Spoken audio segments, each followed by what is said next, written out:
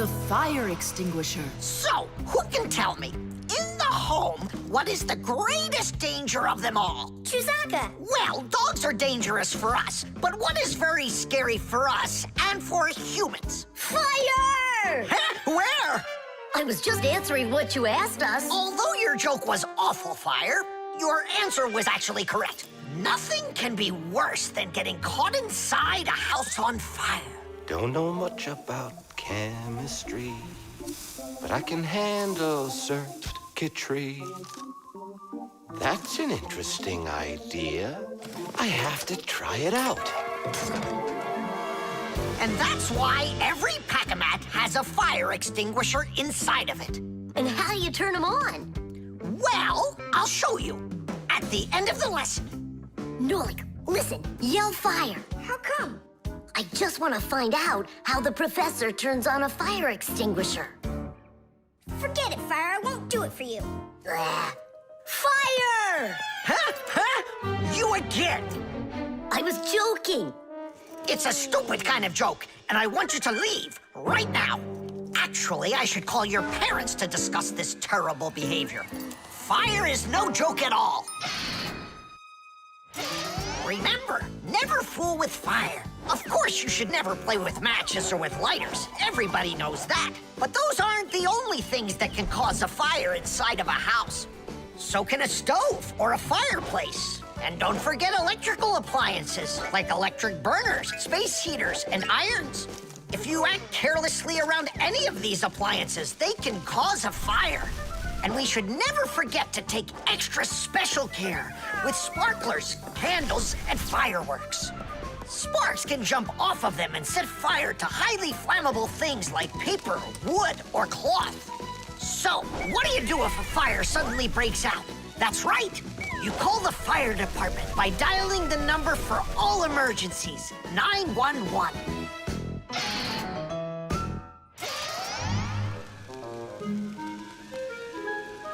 Huh? What's going on? No way. No way! Fire? It's burning for real! Fire! What do I do? Oh, yeah! I need a fire extinguisher!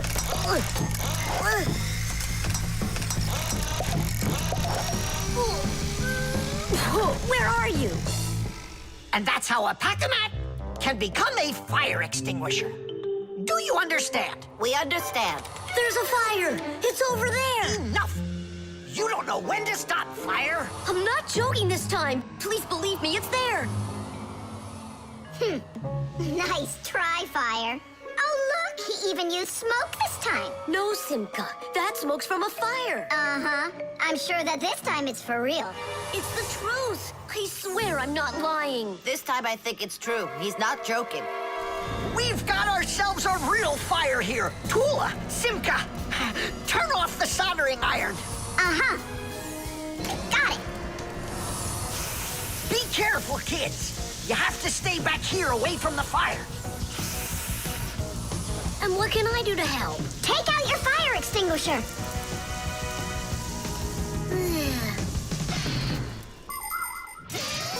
Long ago, people used to put out fires with just water or sand. Today, people also use fire extinguishers. Fire extinguishers are cylinders with hoses. They're usually painted red, so they're easy to see. The cylinder is filled up with a special powder, or foam. If someone needs to put out a fire, they point the hose at the fire, pull out the safety pin, and squeeze the handle. The foam or powder shoots out of the extinguisher and puts out the fire. Our fire extinguishers are just too small for this fire. We have to find Professor Eugenius to put it out. I already did. All right, where's the fire? Ah. Ooh.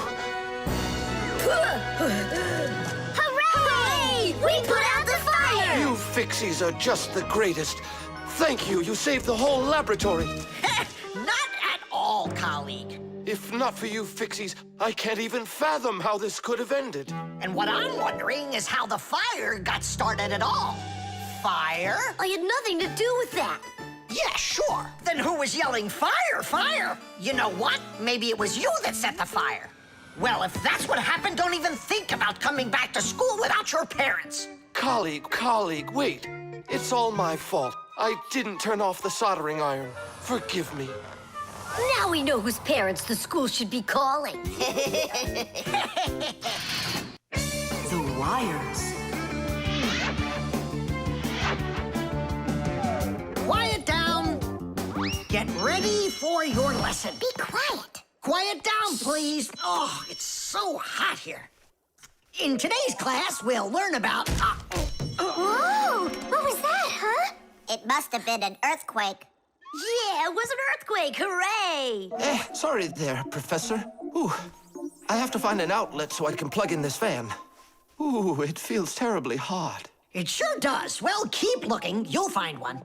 Now then, where was I? Oh, right. Today... No, it's impossible. In this whole laboratory, there isn't one free outlet. Look at this.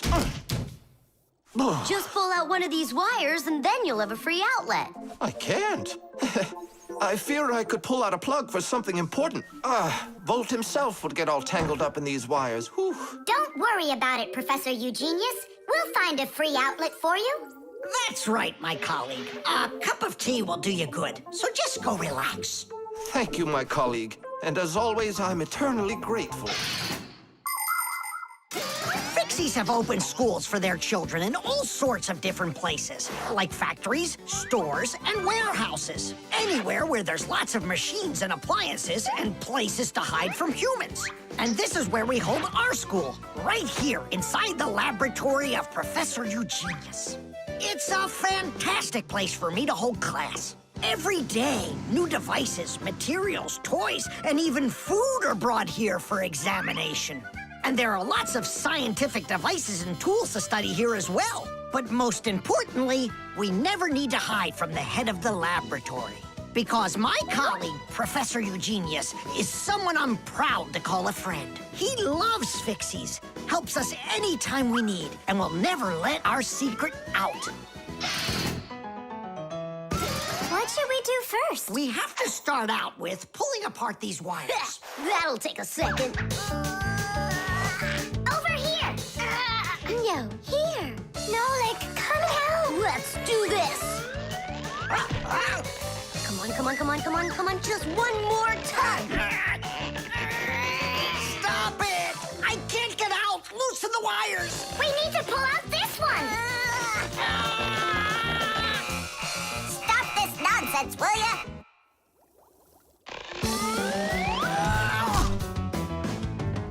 Thank you, Digit. Tidish. Well, the way I see it, in order to get the knot out that's over here, we need to expand the loop that's over there. And then push that wire through it. And then do it again from the other end. That's it. Very good, girls. Hey! Now pull it hard. Perfect.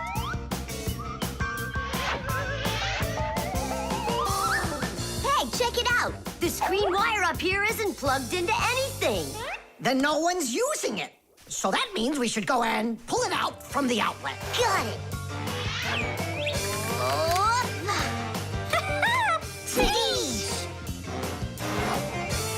Vera, here's another wire that isn't plugged in. I found another wire no one's using.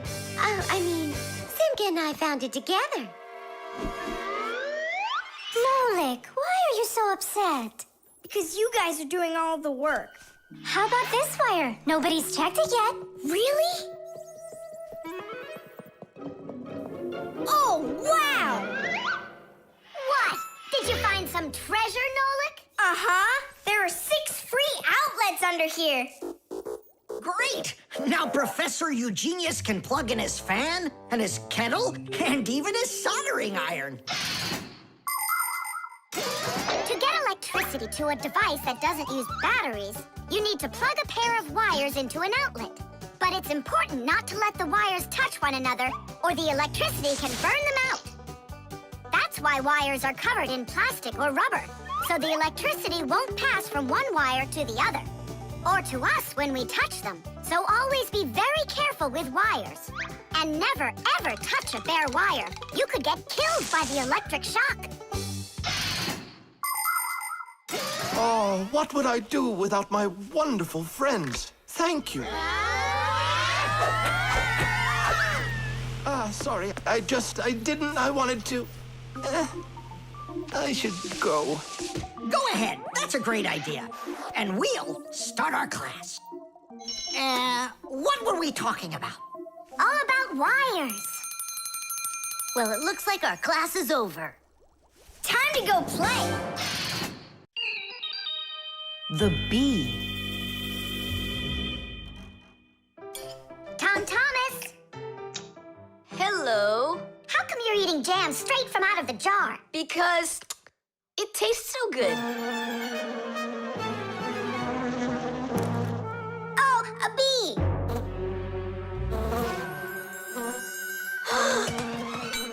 Shoo, get out of here. Leave it alone. It's just a plain old bee. Well, I was bitten by one of those plain old bees once. Tom Thomas, don't do it. Go away, you pest. Flies are pests. Bees are very helpful and useful. How can a bee ever help us out?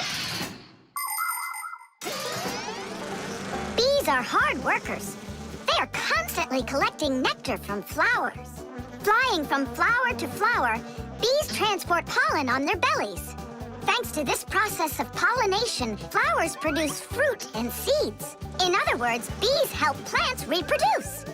The bees use the nectar they collect to make that delicious sweet honey loved by kids of all ages. And bee honey is not only delicious, it's also nutritious. So I'm still afraid of it. What if it bites me? Bees don't bite, by the way. They sting ya. Ah! Ah!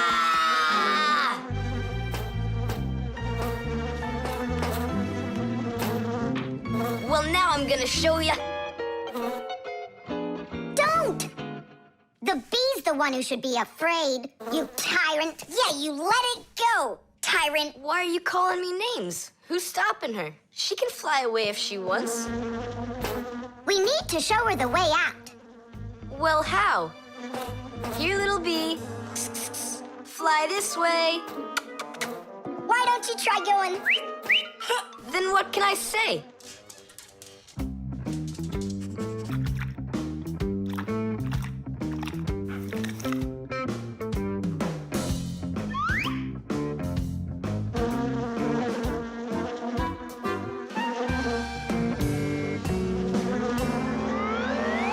Chusaka, don't move. It'll sting you. It doesn't want to sting. Both of you like to eat sweets. You like eating jam, and so does the bee. Why don't you carry Chusaka to the window? Go on, fly. No, that's not gonna work. You need to go and get more jam. Here, little bee. Yum, yum. Go on and fly. You're free. Let her eat first. Don't be greedy. I'm not being greedy. If she eats, she can make honey out of your jam. Long ago, people could only collect honey by destroying the nests of wild bees. And that went on until someone came up with the idea of taming those insects. They started by leaving enough honey for the bees to survive through the winter. People took care of bees in these hollows until they learned to build small houses for them called beehives. And a town made of these bee houses is called an apiary. Bees live and work together in the beehives making honey, while beekeepers take care of the bees and collect the honey. Bees are real team players. They tell each other where the best flowers grow. Do you know how they do it? One of the bees does a dance, and then the rest of the bees watch the dance and learn where they need to fly. You poor thing. Tom Thomas tired you out. I told you there's nothing to be afraid of. You see? She's just so nice and kind. I'm not afraid of her. She wouldn't let me eat my jam, that's all. Well, now it's time for you to fly away. Whoa! She's playing rough here. I want to try. Nolik. You're too little. You'll have to grow to do this job. Whoa, whoa, whoa. Calm down now. Now let's fly. Hey, Simka, the window's back there. I can see that without you. how can I get you to turn around? Cool! Hooray! She's listening to me! Phew! Woohoo! Don't miss the window. Now! So long, honeybee! Tidish! Tom Thomas, do you have any more of that jam left? Yeah. What for? Bring it here. We'll get more bees to fly in. How come? What do you mean, how come? Because it's my turn for a bee ride. The laboratory.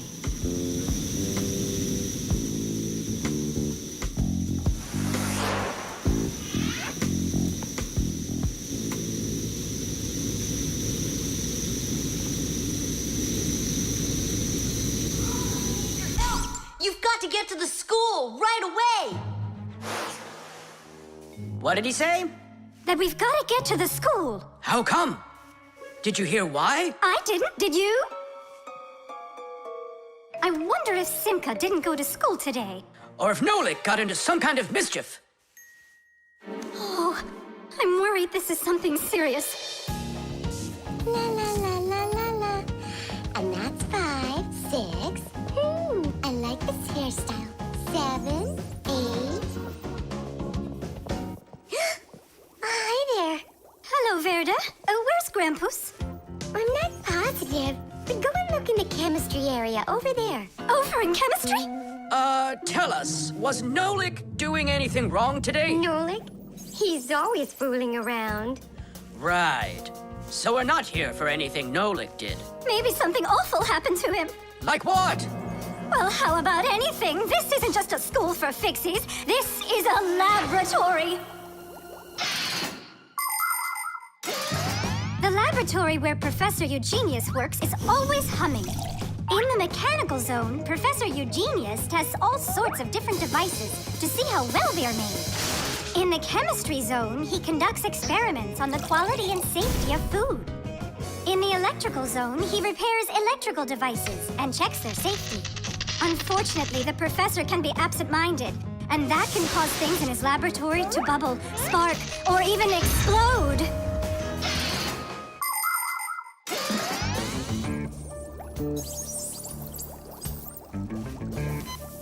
Marcia, there's nothing to worry about yet. But how can I not worry? Digit, have you seen Nolik anywhere? Do you know if anything's happened to him? This is a laboratory here.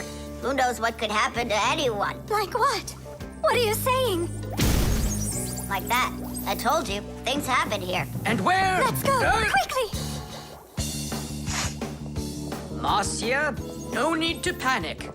Tula, where is so glad you're here. We really need your help. What is going on? There! We! Grandpus! What? Where? In the mechanical zone, there! And Simka and Nolik? There! They're all there! Oh, my children! Don't lose your head. Oh! Oh! Marcia is my wife, and the mother of our children, Simka and Nolik. Marcia is a real beauty, a kind and gentle soul, and a wonderful homemaker. She is also a very responsible and extremely skilled fixie. She is our family's expert in kitchen appliances and gadgets. Marcia works from morning till night, fixing and cleaning anything that is in need of her expert care, because she just loves when everything is clean and tidy. But most important for Marcia are her children. She takes loving care of Simka and Nolik and tries to protect them from harm. Marcia worries about them so much that sometimes her imagination gets carried away with what might have happened to them. Although our little Nolik can get himself into situations that even Marcia could never have dreamed of.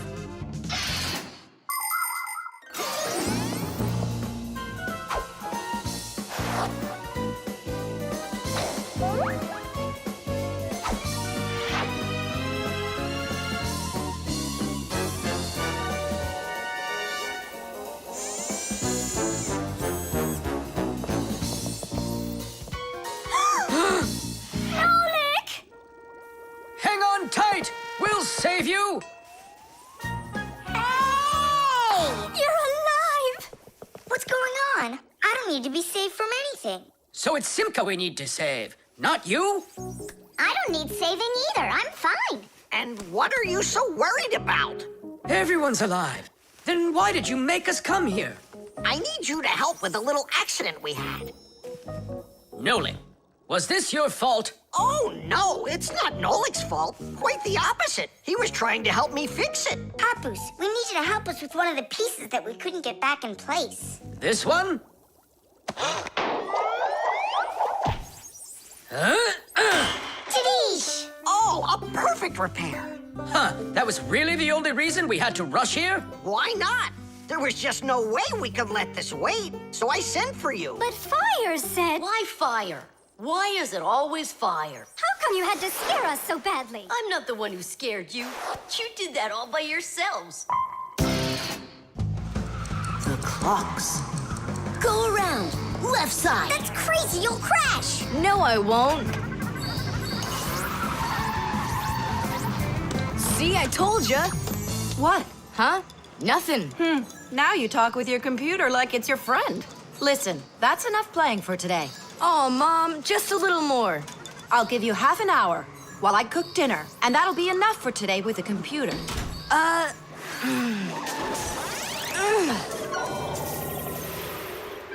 This stinks. I'll never get through all of these levels in half an hour. No way. Hey, but what if we could stretch out the half hour? How? We could take the hands on the clock and move them back a little. Mom will catch us. Fine, then let's slow down the speed of the clock. Yeah, But how? You gotta know things like that. Since olden times, many clocks run with the help of a pendulum. The pendulum controls how fast the hands of the clock turn. If you make it longer, the pendulum will start to swing slower, and the clock's hands will slow down. If you make the pendulum shorter, the clock will tick faster. Most clocks that are made today don't use pendulums. They run with the help of springs or with an electronic chip instead. But even so, there are ways to change the speed of these clocks, too.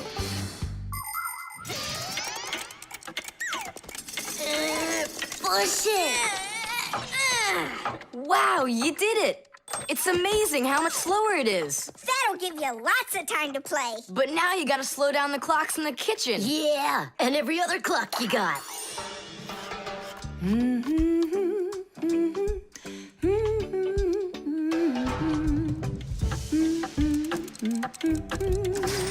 I just have to turn this to make the pendulum longer. Uh-huh. And now the clock will go slower. Tadee! Fire! Now that clock over there. Let's go do it.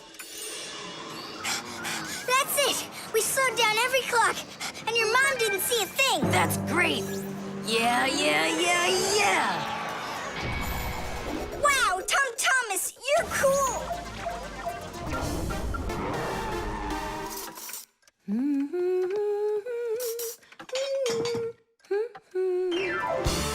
Amazing! He got another one. Awesome.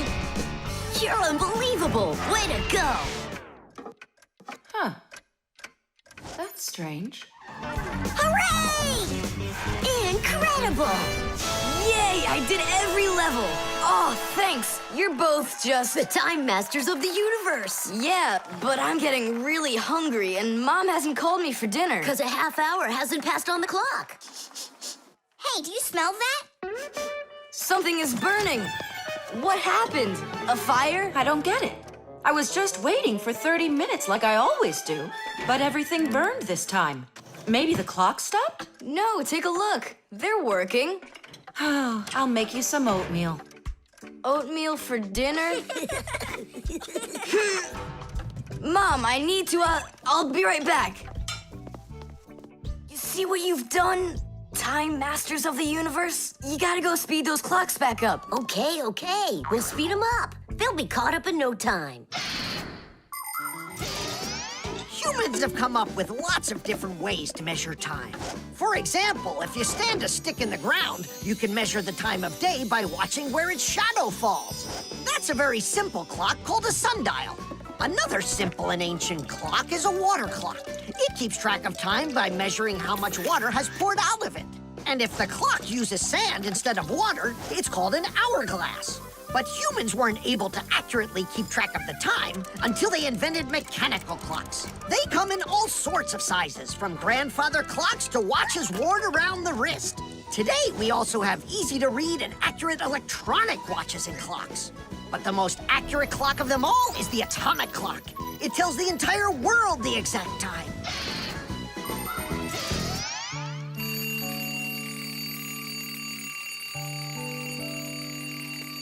Thomas, why is your alarm clock ringing in the middle of the night, huh? Really? Is it still night out? Look, Thomas. But the clock says that it's morning. Interesting. Yesterday, Fire and I sped up all the clocks. So that's the reason the alarm went off. Sped him up? Are you crazy? Thomas asked us.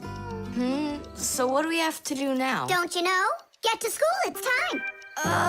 I'm joking. Go back to sleep. Don't worry, I'll get all the clocks working right again. Can I go and fix them with you? Ha! Fix them? You boys are the ones that always make the problems. The talking doll. Well then, now you know what you need to do to fix it. Professor! Professor! Our lesson is over. I'm sorry to be a bother. No problem, Professor Eugenius. Our lesson's over. I've got an urgent matter. You see? You've got yourself a talking doll. Yes, only she speaks Japanese. The problem is I've been asked to get her to talk in English. We can teach her. It's a new technology. I'm puzzled. Don't you worry. We'll figure it out, Professor. Thank you, my colleague. You're always there when I need it. What would I do without you?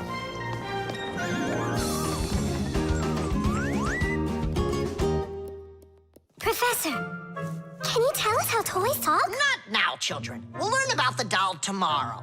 Now it's time to go home.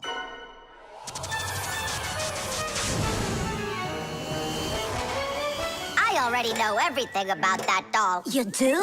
Changing her voice is so easy that anyone can do it. How? Here, come, I'll show you.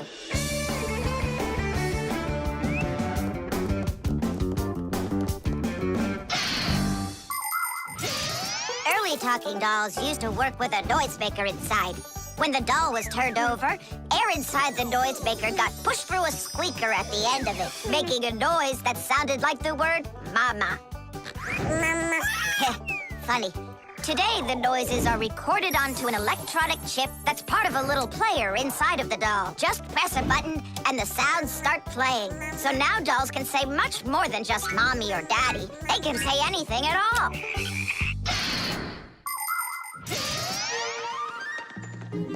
Well, here's the chip. This is where the recording of the doll's voice is. That's awesome. Can you re-record the voice on there? Well, yeah. Okay, I gotta go. See ya. Wait, Nolik, I thought of a really funny joke to pull. What if we slept them and then we told and do something?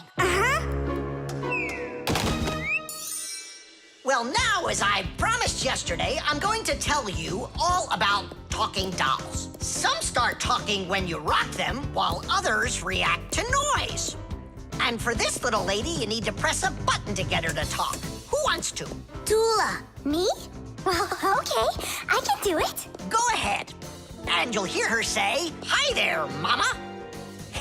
But in Japanese for now.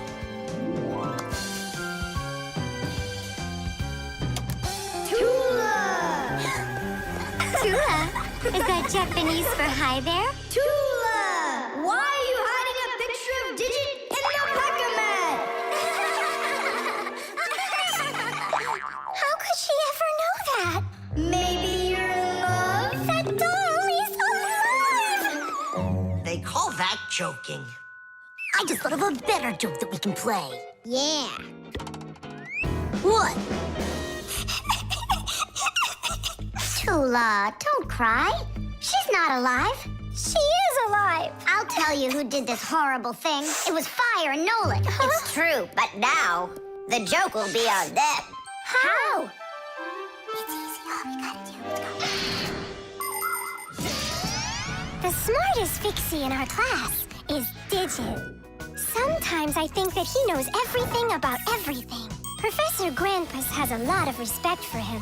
Digit's always in thought whenever you see him, and he doesn't like when anyone distracts him. He just has no time for fooling around with the other boys.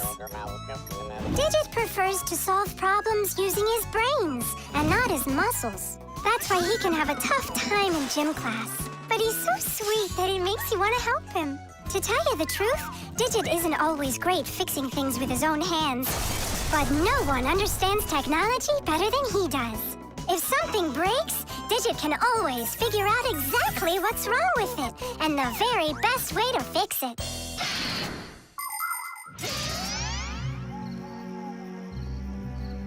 We're gonna make it even funnier this time. Uh-huh. You came back? What? You troublemakers. Now I'll show you what happens to bad boys who hurt girls' feelings. Oh, you got scared. Who's crying now, huh? They probably thought that the doll came to life. You know what, Digit? I just started thinking that it might be better if she were alive. You know, Tula, you sure are hard to please.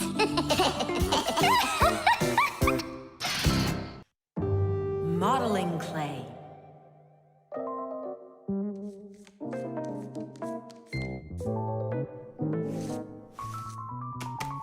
All done. Simka, take a look. I've got my own pack-a-mat.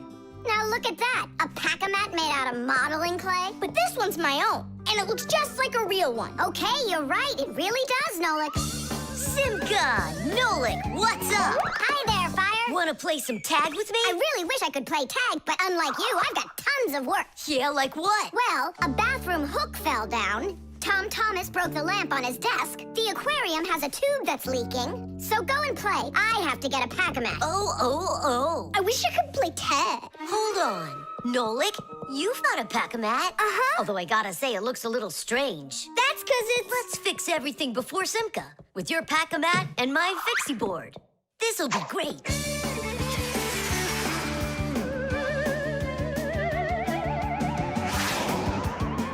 So where is that hook that fell down? All right. Nolik, get out some sticky stuff. From where? Obviously, from out of your pack-a-mat. But it isn't real. I made it out of modeling clay today. Out of clay? Well, it totally looks real. Long ago, back in the Stone Age, people learned how to use clay to make their dishes and sculptures. But the modeling clay that we use nowadays was only invented about 100 years ago. Actually, modeling clay is just plain old clay with some ingredients added so it won't dry out. And dyes are mixed in to make all the different colors. There is just no end to all of the fun things you can make out of modeling clay. I got an idea. Go on, turn around. What are you doing? Grabbing glue out of your pack-a-mat. All right, get up here. Will it stick? Yeah, of course it will. Let's go and fix the lamp.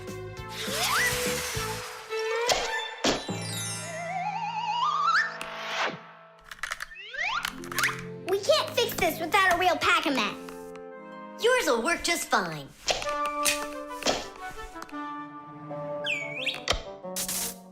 Tadish! So, what else did Simka have to fix? The aquarium. Hop on.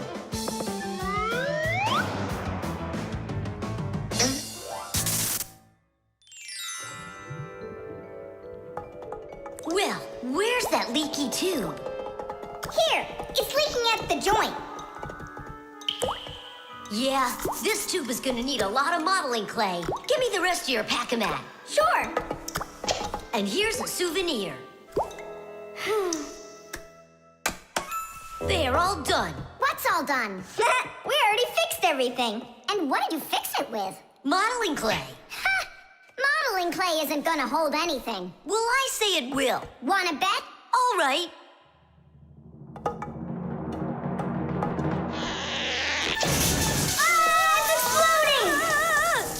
What in the world is happening here? Flooding water! You just do as I tell you, without panicking. Did you know it's possible to make modeling clay in your own home? Just write down this recipe. You'll need a cup of flour, a half a cup of salt, and a half a cup of water. Now, mix the salt with the flour and add the water little by little. Mix it together really well. What are you saying? That it looks just like dough? Well, that's exactly what it is. It's just not for eating. It's way too salty. But you certainly can sculpt things out of it. If you want your modeling clay to be colorful, you can add food coloring or watercolors to it. That's it. Your modeling clay is ready to be sculpted. When you're finished, don't forget to let your figures dry in the sun. That way they'll get nice and hard and last you a very long time.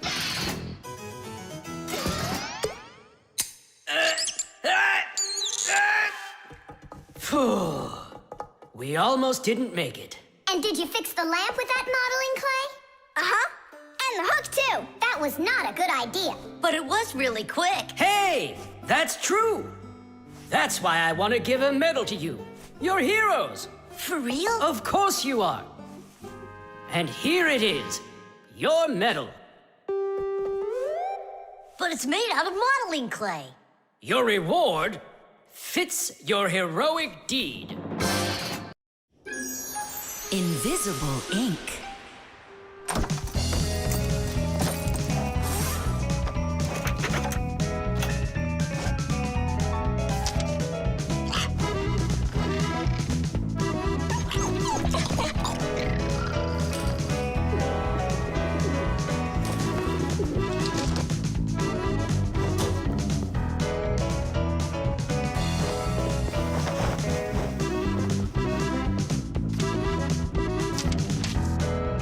To Tom Thomas. What is it? A note? Who's it from? It's from no one. Ah, is this no one a girl? Hey, tell us, why did she write to you? I don't know. Well, then let's take a look at it. No way. It's a secret. Even from your friends? Mm-hmm. Come on, we're not just your friends. We're secret friends. And you won't tell anyone? Nobody. We promise. Are you gonna open that thing or not? Huh, there's nothing there. Is this a joke or something? Maybe she didn't feel like writing you anything. Then why would she put a note in there? Wait a second. And what if she wrote that letter with a special kind of invisible ink? Wow, I've never heard of it. If you want to keep what's written in a letter secret, you can write it with a special liquid called invisible ink or security ink. You can make invisible ink yourself by mixing lemon juice, milk, or baking soda with water. Then just dip a stick or a brush in it and write on a plain piece of paper, like this. You can't see anything, right? To make the invisible ink visible again, the paper needs to be warmed up with something like an iron. But that's a secret. Well, Simka, you might be right. Only what about the iron? I can't use it. But your mom can, and right now she's doing the ironing. Yeah? Well, that changes everything. Hold on! If that really is a secret letter, then no one should be allowed to see it. Even your mother. What can I do then? Ah, I know what.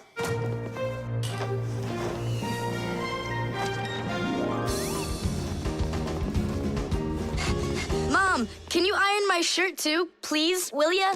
What's wrong with it? There's nothing wrong, it's just that the pocket's wrinkled. Ah, sure, I'll do it. Since when did you start worrying about things like this? All done. Thanks, Mom. That should do it. What? What is it? Huh? Tom Thomas, I really like you. Katya. Katya's in love with you, isn't she? And what about you? Do you like her? I don't know. She does get straight A's. You like her. You and Katya kissing in a tree. Nolik, stop your teasing. Well, are you gonna write her back? You think I should? Of course, silly. I'm scared that someone will see it. Then why don't you write it with invisible ink like she did? Yeah, go get a lemon. Now Nowadays, it isn't very common for people to write letters by hand and send them by regular mail. Today, people mostly send letters through the internet. But even electronic letters should be written with some of the same simple rules of politeness used in handwritten letters. For instance, you need to write a greeting at the beginning of your letter, and a few kind words at the end are always appreciated. Something like hugs and kisses, or all the best, or see you soon. And before you send off your letter, it's best to read it through to check for any mistakes. And one more thing. If you receive a message from someone, don't take too long to answer them, because they might think that you'd forgotten about them, and that can hurt their feelings. To say it simply, when you write, be polite.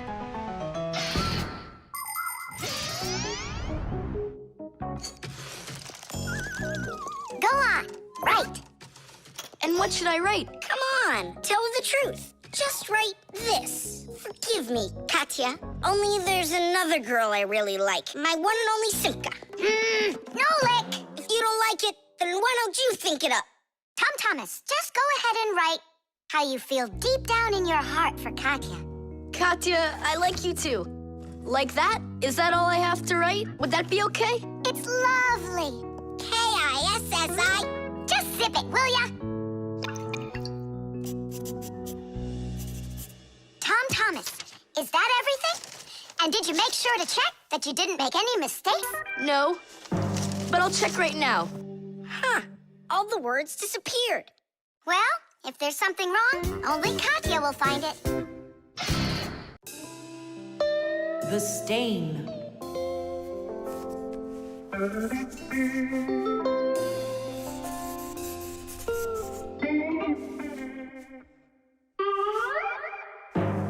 Tom Thomas, what's going on? If you really want to watch TV, then you gotta turn it on first. I'm not watching it, I'm looking at my reflection. I'm working on a self-portrait. And which shelf will you be painting in your shelf portrait? It's not a shelf portrait, it's called a self-portrait. It's when an artist draws or paints a picture of himself. Of himself? Ha! You think you've got muscles like this superhero I see here on this paper? How can I see exactly what my muscles look like? And anyway, let the artist do his work. Tom Thomas, your shirt! There's a spot! Oh no!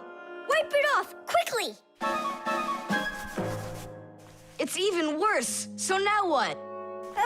What we really need is Masya. Ordinary dirt can be cleaned off with a brush or washed off with water. But there are stains that are not that easy to get rid of. Stains from fruit need to be soaked in hot water first. Blood stains, on the other hand, should never be washed in hot water. You can clean stains from paint or rust as well.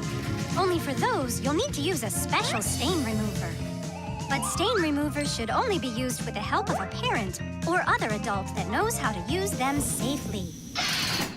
Hey, I know a great way to do it. What do you use to get rid of pencil marks? An eraser. Only this shirt isn't paper. And so what? Let's try it. What's the harm? Now I've got 3 colors to get off. New idea. We should paint over it with this correction pen. With whiteout? Yeah! That was a bad idea. Now I got it. You have to use some water.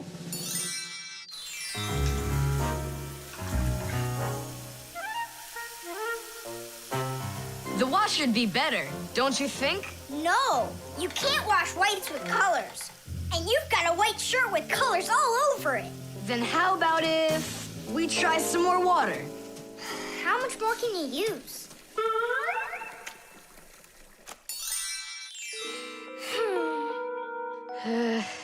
Any more ideas? You know what?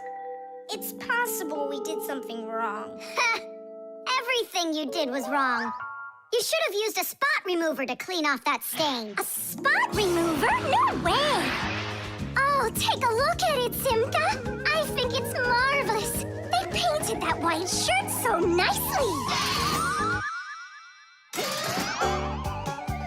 Tula is Simka's best friend. She's very tall, almost almost as tall as Papa's. Yeah, she's the tallest one in her class. And she's strong, too. Tula loves to laugh, and she does it louder than everybody. That's just the way she is. Cheerful and kind. Ready to help anyone who needs it, and making sure her friends are getting along. Of course, I don't like that she treats me like a baby, especially since she's the one that's a scaredy cat. She can even get scared of a cute little spider. And she believes in all sorts of silly superstitions and horoscopes. Tula will believe anything you tell her, which is really great because it makes it so easy to play tricks on her. But she takes it all in good fun. That's because she's Tula. It was on purpose, wasn't it? Well, yeah. Tom Thomas, no! Your mom will punish you for just one of them, and now you're gonna make more stains? Don't worry, Nolik. I forgot that this is an old shirt, and I'm allowed to get it all dirty if I want. And I tried so hard to clean it. Put another spot there. And over here. One in the middle. And a line over there. Splendid. That looks great. And how about down there? Wow, it's like fireworks. Splendid. There's a name for this style of painting, and properly speaking, it's an abstract painting. They have lots of lines and spots, and everyone sees whatever they want in them. Yeah, look! A golden ball by the river! And there's Tom Thomas with an F on his report card. Tom Thomas, what did you do to your room? And your shirt? You know what they call it? It's, abstract art. There's something good in it. I like it. Abstract art. Isn't it great? Ah, my little artist. The draftsman. Pew! Huh? What? Hi there, Tom Thomas. What are you drawing?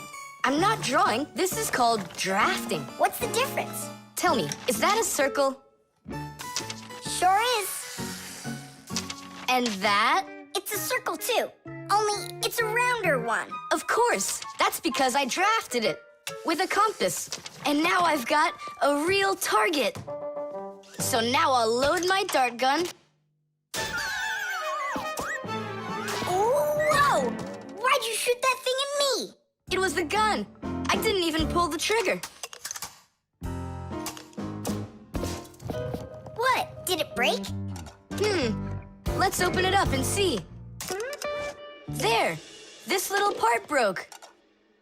Let me go find Papa's. He can help you. He can make another one. A brand new one. Wait, I can draft a technical drawing. Will Papoose understand how to read one of those? Are you kidding? Papa's is an expert at everything.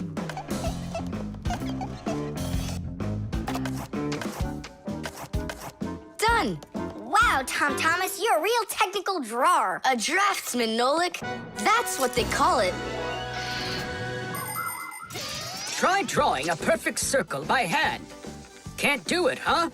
Well, with the help of a drafting compass, your circle will turn out great. Just put the needle point in the center and turn the compass, and it's done.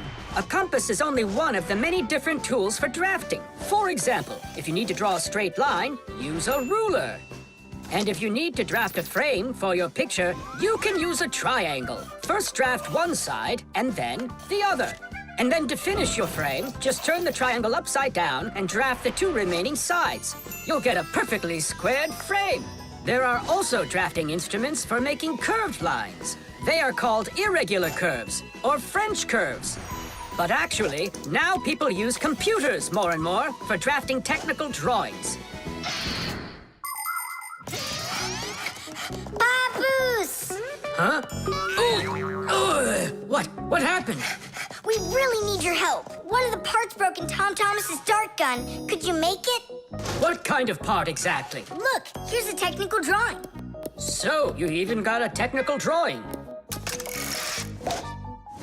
Very good then, let's take a look at it.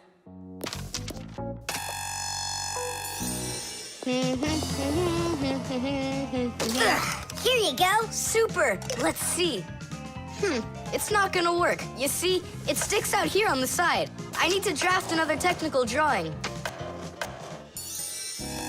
Papoose! Huh? Nolik, you scared me again. Forgive me, but the part has to stick out over on this side. And you're sure that's all? That's all, for real. Tom Thomas, it's done. Listen, while you were gone, I realized that the part needs to have a hole right here.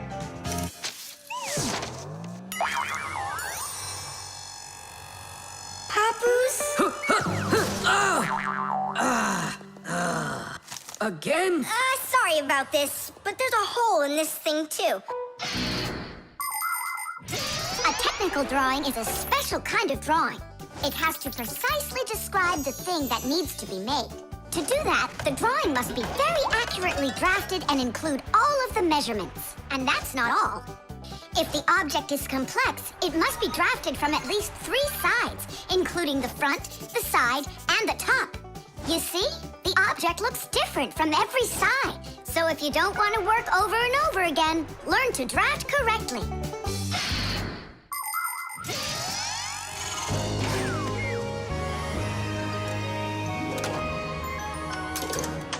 Kaboom. It works.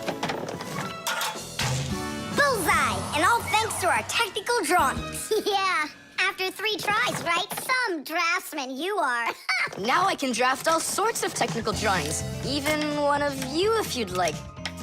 No, don't bother. Hey! Great. That tickles. Now do me a favor and turn. Hey, what are you doing there? Just stop. What's going on? Now I think I got it. It's done. And what's that circle for, huh? That's the top view. You know what, Simka? That's what you really look like from up here.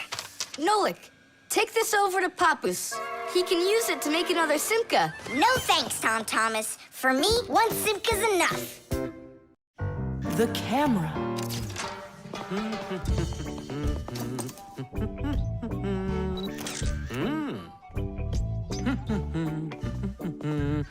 Stop right there and let me see how pretty you look today. Well, just don't tell that to the elevator. Bye-bye. Check it out, Nolik. Class, huh? You're not gonna get in trouble for doing that? No. My dad gave me permission to take a few pictures with his camera. No, I mean the picture. You're sure that your mom and dad will like that you took it without asking for permission? But look, what a good picture. You know what, Tom Thomas? You're like a regular paparazzi or something. Paparazzi? They're the ones that take one photo and get millions, aren't they? You're right. And don't care about anyone except their photo paparazzis. Did you ever wonder how a photo camera works? Let's say you want to take a picture of nature. The light that's outside goes into the camera's lens. That's the glass eye on the front of the camera. The lens takes the light from the scene outside the camera and turns it into a tiny picture that's inside the camera. Then the picture is recorded onto a special electronic sensor called a matrix that's sensitive to light. Click, and there's your photo. What a great idea. Now I know. I'm going to be a paparazzi. Hey, what about your promise? What promise? To never take a picture of us. We're a secret. Stop. Hey, relax. I'll delete them all later. Tom Thomas, stop this right now. I won't until I get a photo of you. Nolik, let's run. You can't run from me.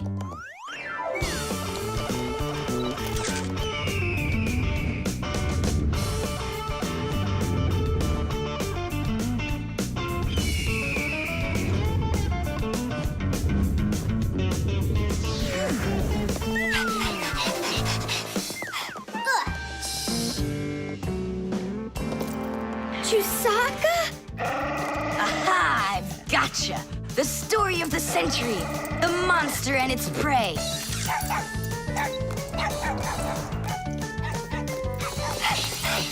Tom Thomas! Help! No, he won't help, because he's a paparazzi.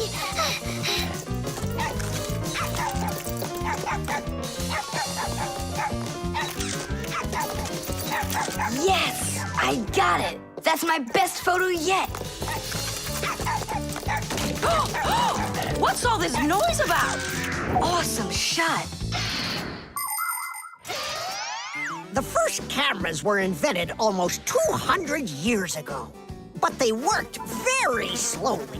If you wanted to have your portrait taken, you'd have to sit still for a whole hour. After film was invented, cameras got much faster, and it became possible to take about 10 pictures a minute. On a piece of film, everything appears to be backwards. Black parts of the picture are white, and the white is black. It doesn't look normal until the picture is transferred from the film to a piece of photographic paper. Now people shoot pictures with digital cameras that work without any film at all. You can look at what you shot instantly on a screen to see if you like it. And if you don't like it, you can try shooting another one.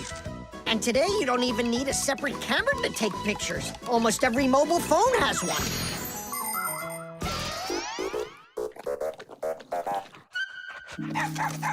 Simka and Nolik, are you in there? Hey, come out. I'll stop shooting photos of you. Aren't we friends? I'm sorry, guys. Well, your friends were almost eaten alive by a dog. Please forgive me. Want to look at the photos I took? Sure, go on, show us what you got. We're not in that shot. We're not there either. Huh, well done there, paparazzi. Hang on a sec. I still got another one, and you're in it. I know for sure. Look! I'm zooming in. It's impossible. I don't believe it. It's possible. But when did you have time to turn into screws?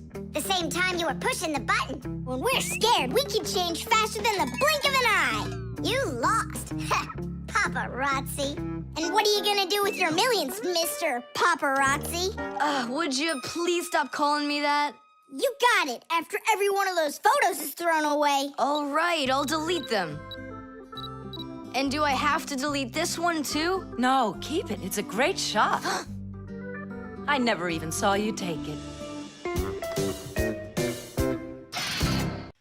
The Manipulator.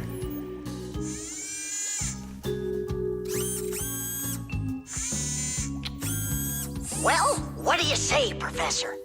It couldn't be any more accurate. Our manipulator works just perfectly. Good! So that means that we're free to go. Great. See you later. All right, finally. Now it's our turn to experiment with that manipulator. And do you know how to operate this manipulator? Why do you think we were spying? A manipulator is a kind of mechanical arm that people use for difficult or dangerous work. To control a manipulator, humans use a remote control or a joystick. The operator gives the command, and the mechanical arm grabs and moves the load. Some robotic manipulators don't even need to be steered by an operator. They're controlled by computers and can work without people being there at all, even on the moon.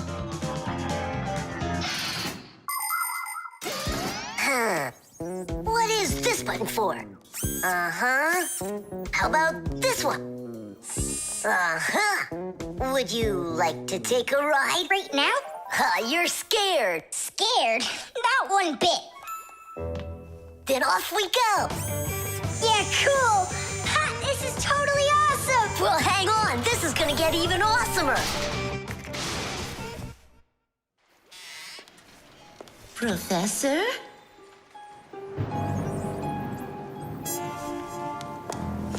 Strange. What made this ladder just fall over? Ah! Am I crazy? Or is someone here? Oh, calm down. Calm down now. Poor Elisa. Yeah, you're completely overworked. Whoa! Ah! Who's here? Achoo! Hang in there, Nolik. I'll get you out of there.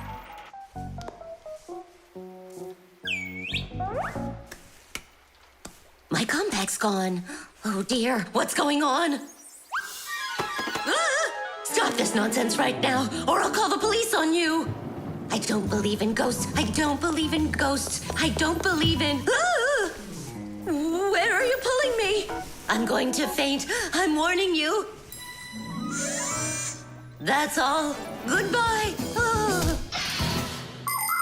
Throughout the world, humans use manipulators for all sorts of work. In factories, manipulators are used to lift and move heavy loads. They can also hand out the parts needed for assembly or even attach these parts themselves.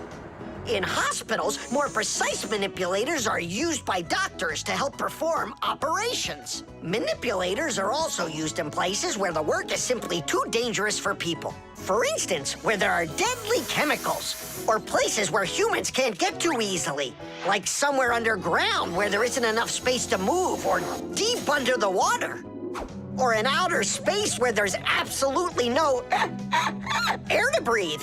So you see, mechanical arms are helpful in all sorts of places where humans are unable to reach things with their own arms.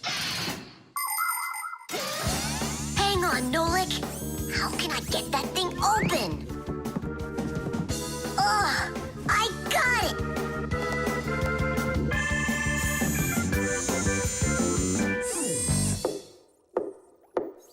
Yes? Who's there?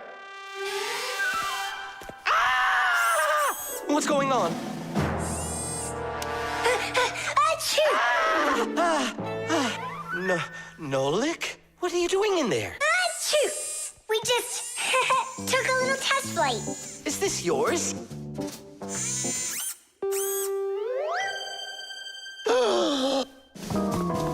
Elisa! Elisa! Professor Eugenius. I was attacked by a crazy arm. The manipulator. It's your imagination. Look, it's come back. Stop, I'm telling you. Professor Eugenius, it heard what you just said. Calm down, it's okay. It was a little malfunction, but I took care of it. You are just astounding. And don't think that I'm through with you. With me? With you? No, with the manipulator. Let's go, Elisa. Yeah, let's go, Professor. Great job, Fire. And why fire? Achoo! The elevator.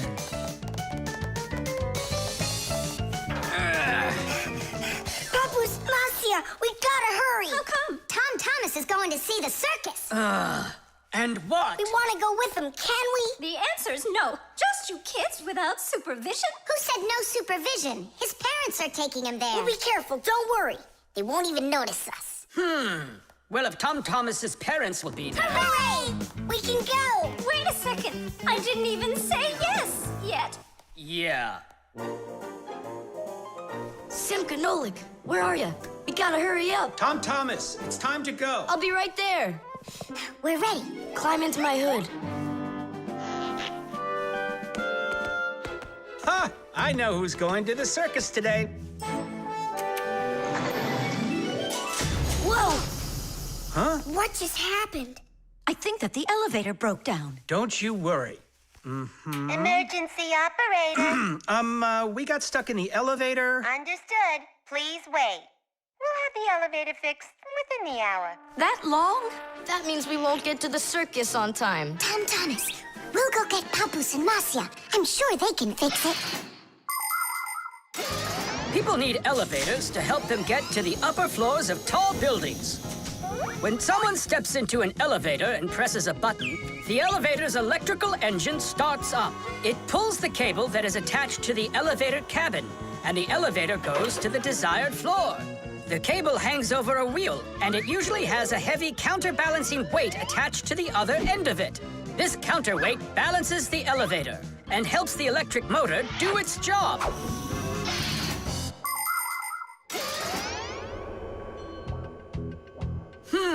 I wonder what the reason is. I think I see something over there that got stuck. Looks like you found the reason. We gotta go and fix it now, or we'll never get to the circus on time. You know, we can just have it right here. Ladies and gentlemen, presenting the Fixie Spectacular. And now your attention, please, on the high wire.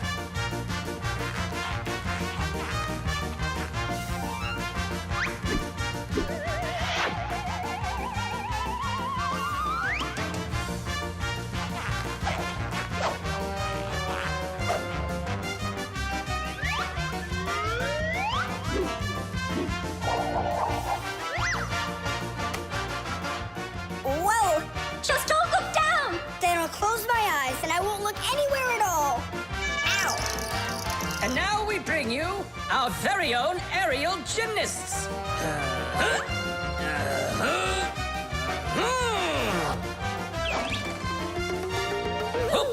hoopa.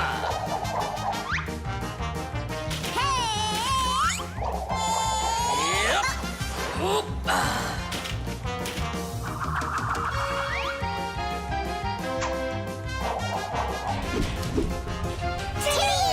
Oh, Tadish! Our next act, feats of strength. It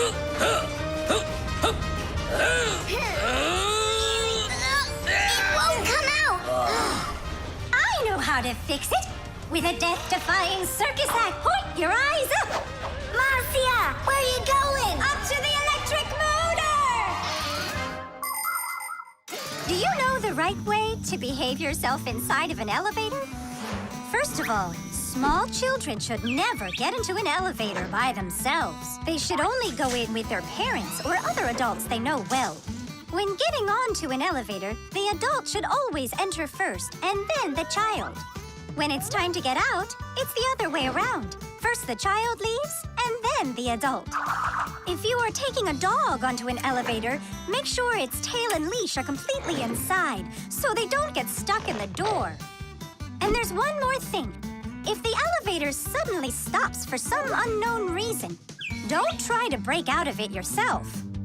Press the button that calls the emergency operator and wait for help from the elevator repairmen. Or the Fixies. I reached the motor! Turn it on! Oh, they fixed it. That was quick. Now we'll make it on time. There was no need to worry. Stop! It's way too high. Tom Thomas went to the circus without us. There's no need to get that upset, Nolik. Our circus is as good as theirs. Right, Papus? Of course it is. Thank you! Thank you, to who? What do you mean, who? The elevator repairman. The disguise. Ugh, good. Tom Thomas, why do you need a second aquarium? Especially without any fish. First of all, it's a terrarium. And it's not for fish, it's for lizards and snakes. Ooh. My friend Katya asked me to take care of him while she's away. That's why I brought him here. Take care of who? There's no one in there. Ah! What is that? It's a chameleon, Nolik. I think he's awesome. It's a bad idea to take him out. He might run away. Don't you worry, I got him. What a monster. But how come I couldn't see him before? It's because a chameleon knows how to disguise himself by changing the color of his whole body.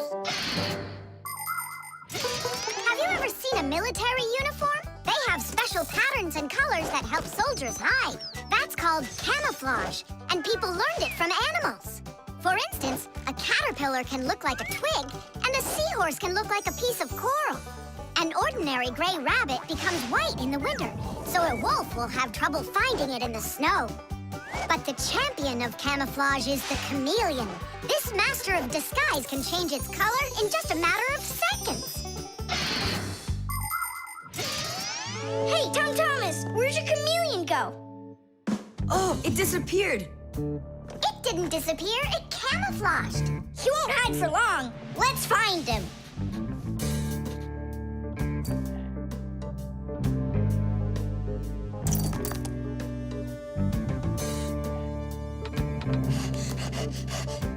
Chusaka, have you seen the chameleon? Where is he?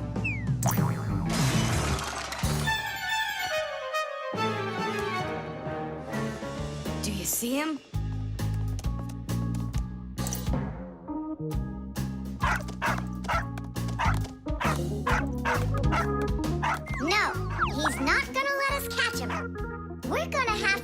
To trick him into coming to us. Uh-huh. We can set a trap with something that he likes. What do they like, I wonder? What else? Their food. And what do chameleons eat? Well, like flies or caterpillars, roaches. Where's the fly gonna come from? Well, what if... What? Oh, Simka, just you wait. I'm gonna get you. Hey, we've gotta help Katya. You don't see the caterpillar complaining. Quiet. Nolik, you start buzzing. Buzzing? Yeah, like a fly. Yeah, and flap your wings, too.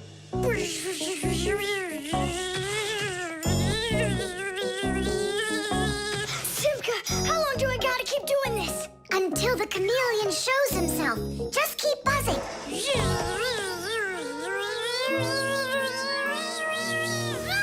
Tom Thomas, there he is. Grab him.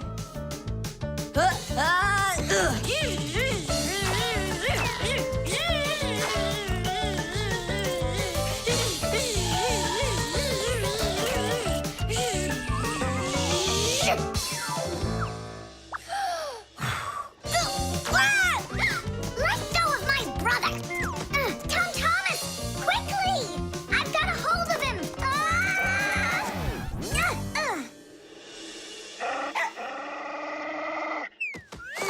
Yep, I gotcha.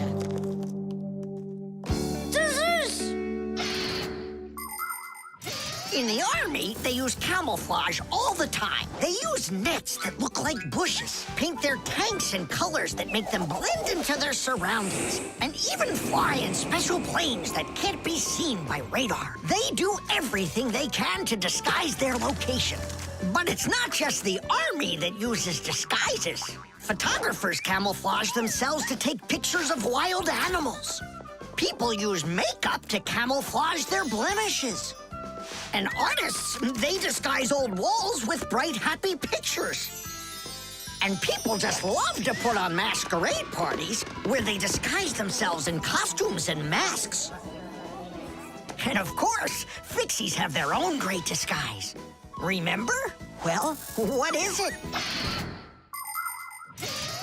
Now he won't run away. So, Mr. Master of Disguise, what are you gonna say now? If only I could disguise myself that well. Nolik, what are you talking about? You know how to disguise yourself 100 times better than him. Ah, you're right. Hey, chameleon, look and learn. Here's a real disguise.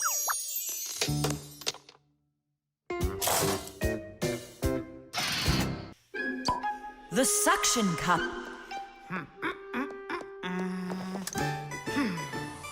Where's Professor Eugenius? Did you see him? Not yet. Strange. He told me he'd be here today to conduct some tests. Grandpus, right here under the glass. There's a note. Dear friends, That means the note's for us. That's because Professor Eugenius can always count on us. I'm off for a conference today. So what should we do? While I'm away, please keep an eye on each of my tests. There's the wristwatch. And where is it? It's right there.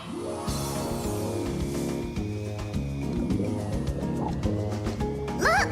How come the watch is in the water? So the fish can know what time it is? Nolik, don't be silly. This is the test he made for the watch. You see? It says water resistant right there on the back. That means that water shouldn't get inside of it. I see. So the professor needs to check if it will work underwater. Understand? Yep, I got it. The watch is working. So now, the doorbell test. We'll go look. It's over there.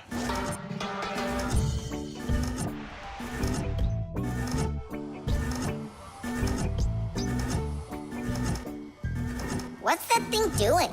It tests the button to see how fast it wears out. To check the quality of appliances, toys, sporting goods, or just about anything, they need to undergo serious testing. Take, for instance, telephones. They need to be tested with both heat and cold because they have to work in places as hot as Africa and as cold as the Arctic. Computers are tested to make sure they can be shaken and rocked, too. That That way you can be sure they'll work on a desk at home, or outside in the park, or while you're taking a ride. Different kinds of products need different kinds of durability tests. For example, athletic shoes and car tires are rubbed and squeezed over and over to see how long they are going to last. Yes, testing's very important. Without testing, a machine or appliance could let you down at the very worst moment. If guests come to visit once a week, and once every month a hooligan comes, pushes the doorbell, and runs, then I figure this doorbell will last right around 400 years. That's long. The doorbell is still working. That's very good. And also, What? I don't know. We need to turn the note over to read the end. But how? Oh, raise the glass, that's all. Hup, hup, hup.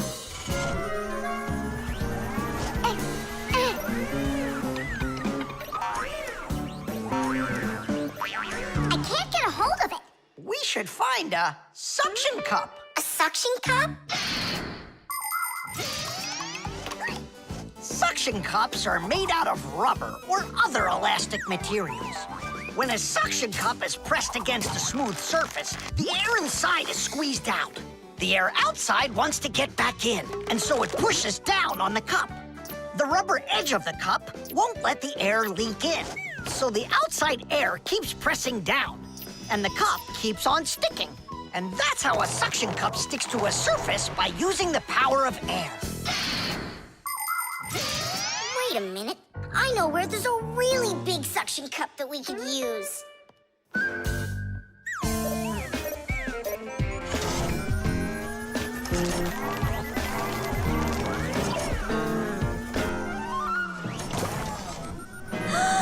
That's a huge suction cup, Nolik. Stiddies, stiddies, stiddies. Well done, Nolik. Only we need to hurry before air gets under this suction cup and it unsticks. My suction cup will never unstick.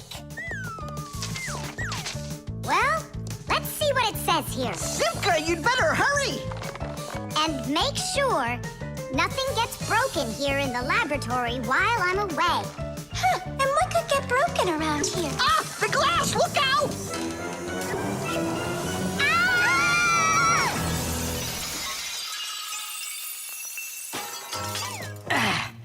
Yeah, so much for that. And who's going to clean up all this broken glass? You don't know? Nolik. He told us to use that suction cup. Simka, she was reading way too slow. Listen, there's no need to fight. I came up with the idea of the suction cup. I should clean this. Come on now, Grandpus. We'll clean up this mess. Professor, I still think the suction cup was a great idea. The armor. 23, 24, 25. Ready or not, here we come. I heard him. He ran into the hallway. You check the kitchen, Nolik, and I'll check the living room.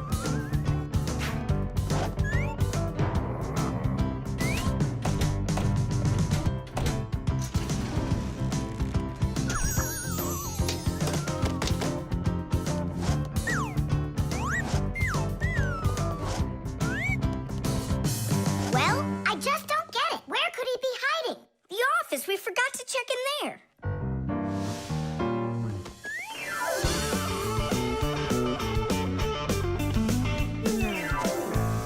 There's nowhere in here for him to hide. Inside the shark.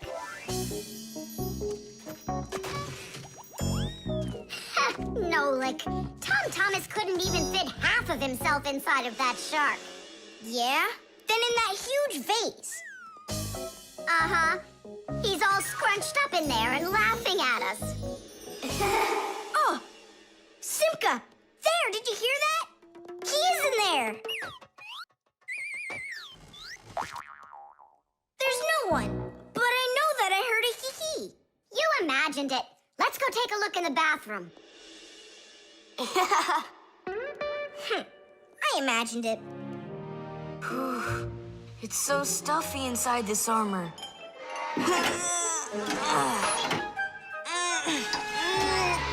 The arms got stuck.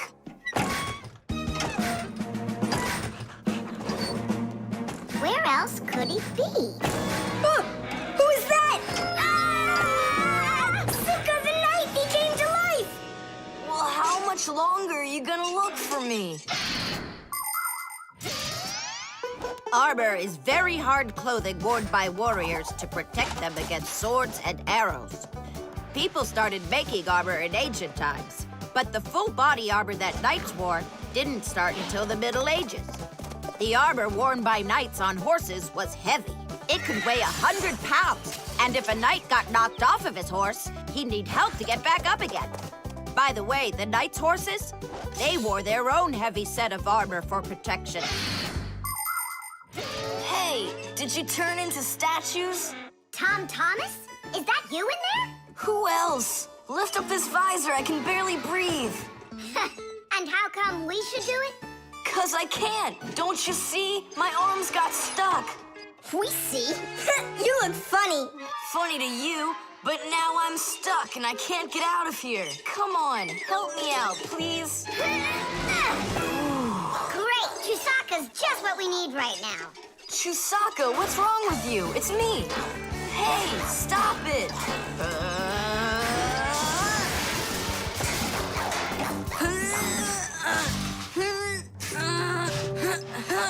Help, I can't get up. Come on, let's undo the latches, Nolik, quickly.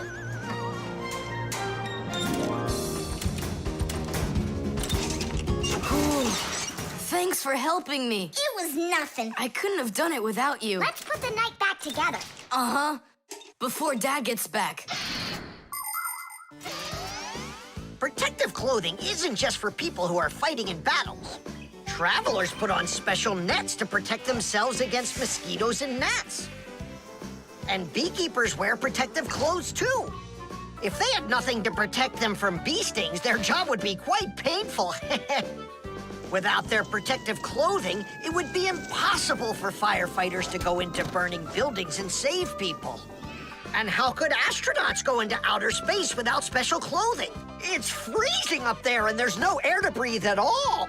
And that's why they wear a special costume called a spacesuit when they travel. The spacesuit not only protects astronauts from the cold, but supplies them with air so they can breathe. By the way, the Fixies also wear protective clothing so they can stay safe while they work. Well, there. Did we get it right? It looks like we got it right. Only, where's the helmet? Nolik went to get it. Tom Thomas! Helmet delivery!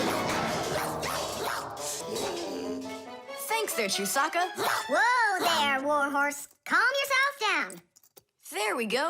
It's all back in place again. Too bad that your knight looks like a ballerina twirling around. You see, his arm. I can't move it. It's stuck. Here's what we'll do. Give him something to hold.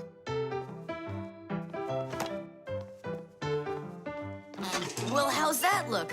Perfect. Now we can paddle into battle. The Fixie phone. Tom Thomas. Huh? Try to guess what we have with us. You guess what I have. A banana. A race car. No, not that. Chocolate. A pair of socks. Ha! Do you give up? My dad bought a new phone for himself and gave me his old one. He said I can keep it. Oh, wow. And what have you got? Look. Ah, you got a telephone too. It's better than that. This is a Fixie phone. Papu's got himself a new Fixie phone. And he gave this old one to Simka. And can you make calls on it? Take a guess. Come on, let me show him.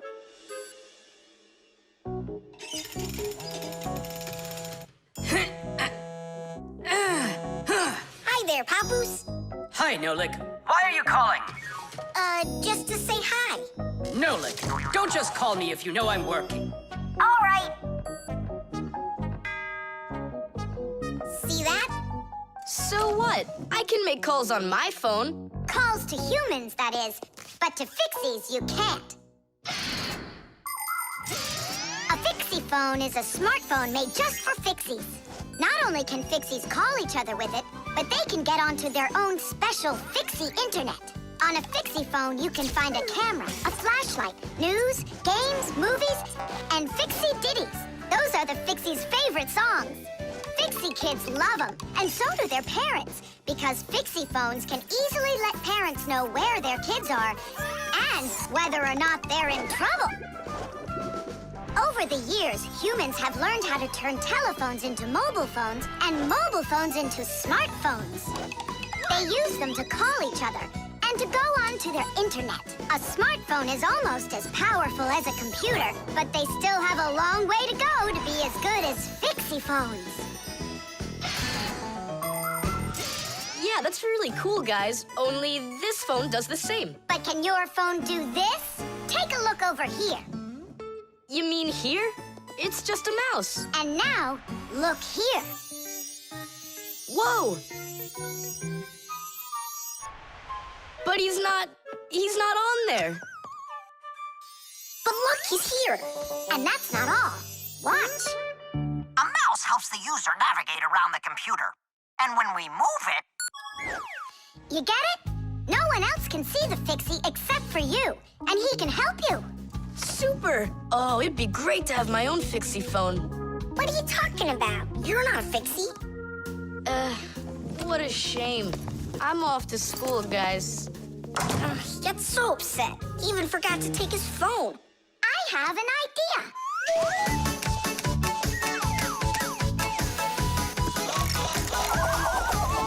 My smartphone's my best friend. I love to hear it beeping, so I keep it by my side even when I'm sleeping. Bing bong all day long, bing bong all day long, bing bong all day long, even when I'm sleeping. With my phone I play alone. I don't need my brother. Soon they'll make a brand new app to replace my mother. Bing bong all day long, bing bong all day long, bing bong all day long, to replace my mother. Check my mail, send it text 1,000,000 times an hour. I forgot to plug it in, now I'm out of power. Bing bong all day long, bing bong all day long, bing bong all day long, now I'm out of power. Bing bong all day long, bing bong all day long, bing bong all day long, now I'm out of power. We finished. Tadoosh! Look, it's a... Surprise! Wow, this is great! Now I've got my own Fixie phone. It's just like you've got. Well, pretty close. Tom Thomas! Tom Thomas, let me use your phone to call myself. I need to find my phone. Oh, wow. You've changed everything in here. Where am I? I guess I'm Papoose. What a funny name you came up with for me.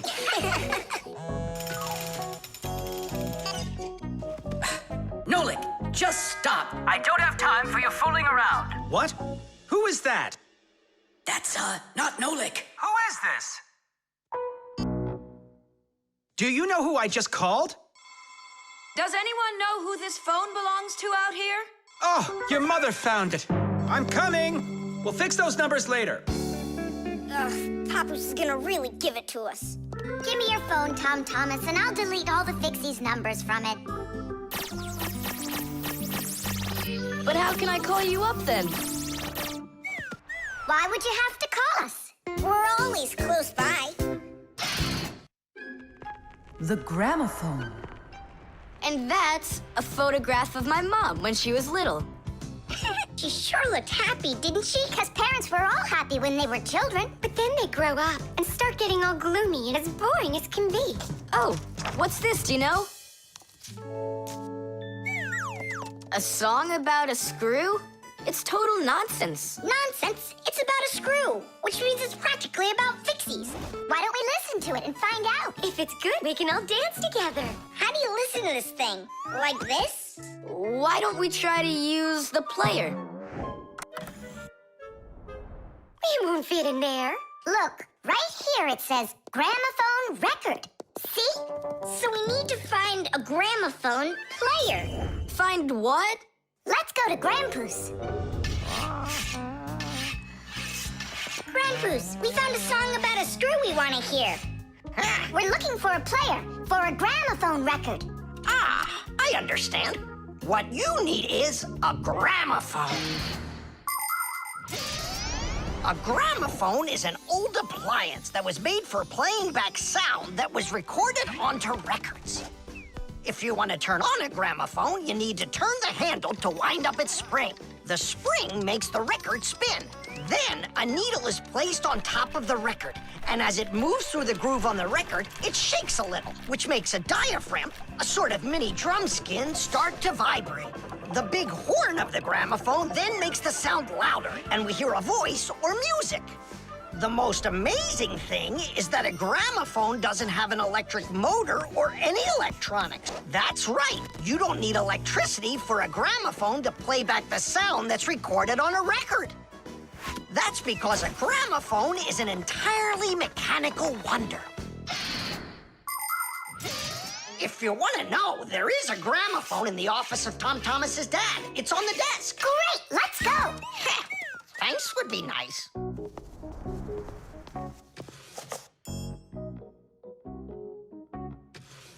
I can't find the on button. There is no on button. You need to grab that handle and turn it. Now take that thing and put it down onto the record. It's not playing. Look, there's no needle in there. And where can we get one from? We can make it. Do you have any nails around here? Is this good? That'll be great. Verda, are you ready? Totally. Better cover your eyes.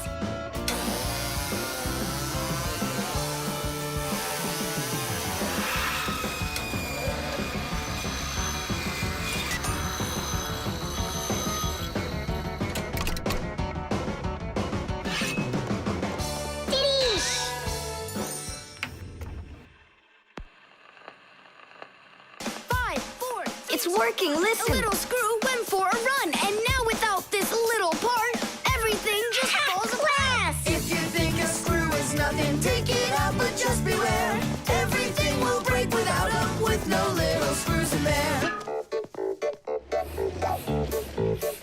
The bulldozer was a strong one, until there was a thud. And then the mighty giant fell straight into the mud. 5, 4, 3, 2, 1, a little screw went for a run, and now without this little part, everything just falls apart. If you think a screw is nothing, take it out, but just beware. Everything will break without them, with no little screws in there. If you think a screw is nothing, take it out, but just beware. Everything will break without them, with no little screws in there. Tom Thomas, what's that music playing? It's a gramophone record. Gramophone? I thought it was broken. We fixed this old... not we. I fixed this thing. Really? What a wonderful boy I've got. Other kids are breaking things and you fixed them. What do you say we play that record once more? I used to love it so much when I was little.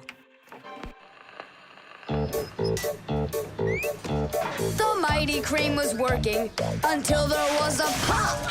And then the mighty giant gave out and lost its top. 5, 4, 3, 2, 1, a little screw went for a run. And now without this little part, everything just falls apart. If you think a screw is nothing, take it out, but just beware. Everything will break without them, with no little screws in there. If you think a screw is nothing, take it out, but just beware. Everything will break without them, with no little screws in there. Tom Thomas's mom really dances super. Yeah, she knows how to have a good time, even though she's a grown-up. If you think a screw is... The doorbell. Nolik! Nolik, what are you doing here? Just whistling a tune. Are you gonna whistle that tune the whole time Tom Thomas is away? He just left with his parents for a week, and we've got guests coming, remember? What guests? I invited everybody. The class? Yes, class.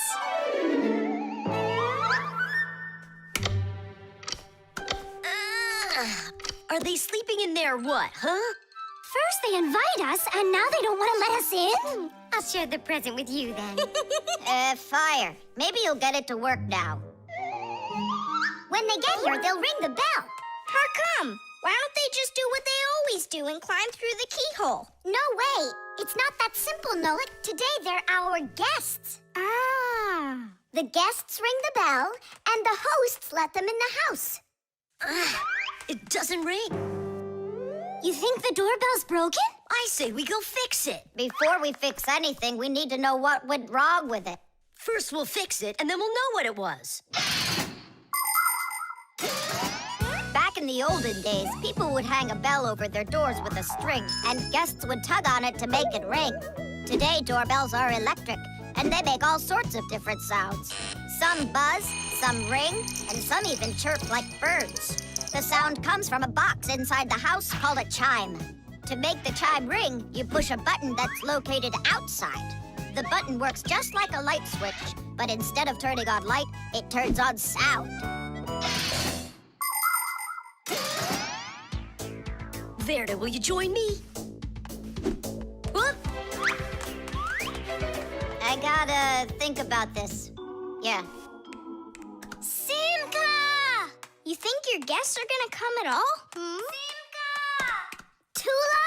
Hey! The doorbell doesn't work. It must be broken. That's odd. We heard it ring this morning. Nolik, let's go.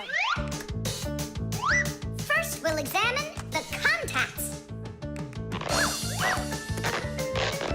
Yep, good and tight. Okay, let's check the speaker.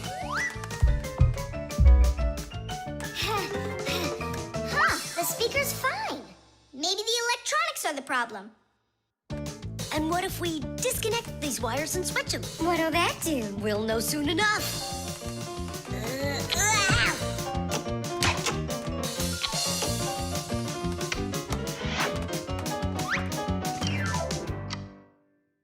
You know what? Why don't we connect the wires straight together? Isn't that dangerous? We'll find out. Don't worry, nothing happened yet. Fire. He's the engine of our class. He's the fastest, the nimblest, and the bravest. Fire never sits still for a second, and he's always looking for adventure. New ideas just burn in his head. And that's why his name is Fire.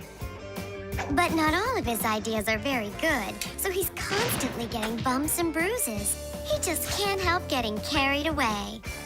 If he's burning with an idea, he can even forget about his classes at school. Grandpus punishes him for that. But it doesn't seem to bother Fire, because some new plan will pop into his head the very next second. To be honest, Fire's my favorite out of all the boys in our class. It's sure never boring when he's around.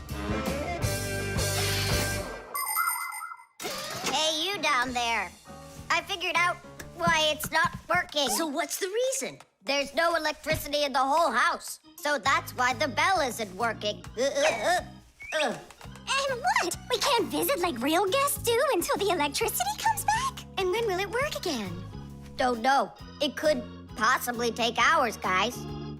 Oh, it's working again! Ah! Enough ringing! Hey, Fire, quit fooling around! He's not fooling around! It's not me, see? Then who's ringing it? I don't know. Well, I know. The doorbell's ringing because Fire connected the wires together. True, but I'll fix that right now. Ha! Your guests sure are noisy. Yeah, thank goodness the humans aren't home right now.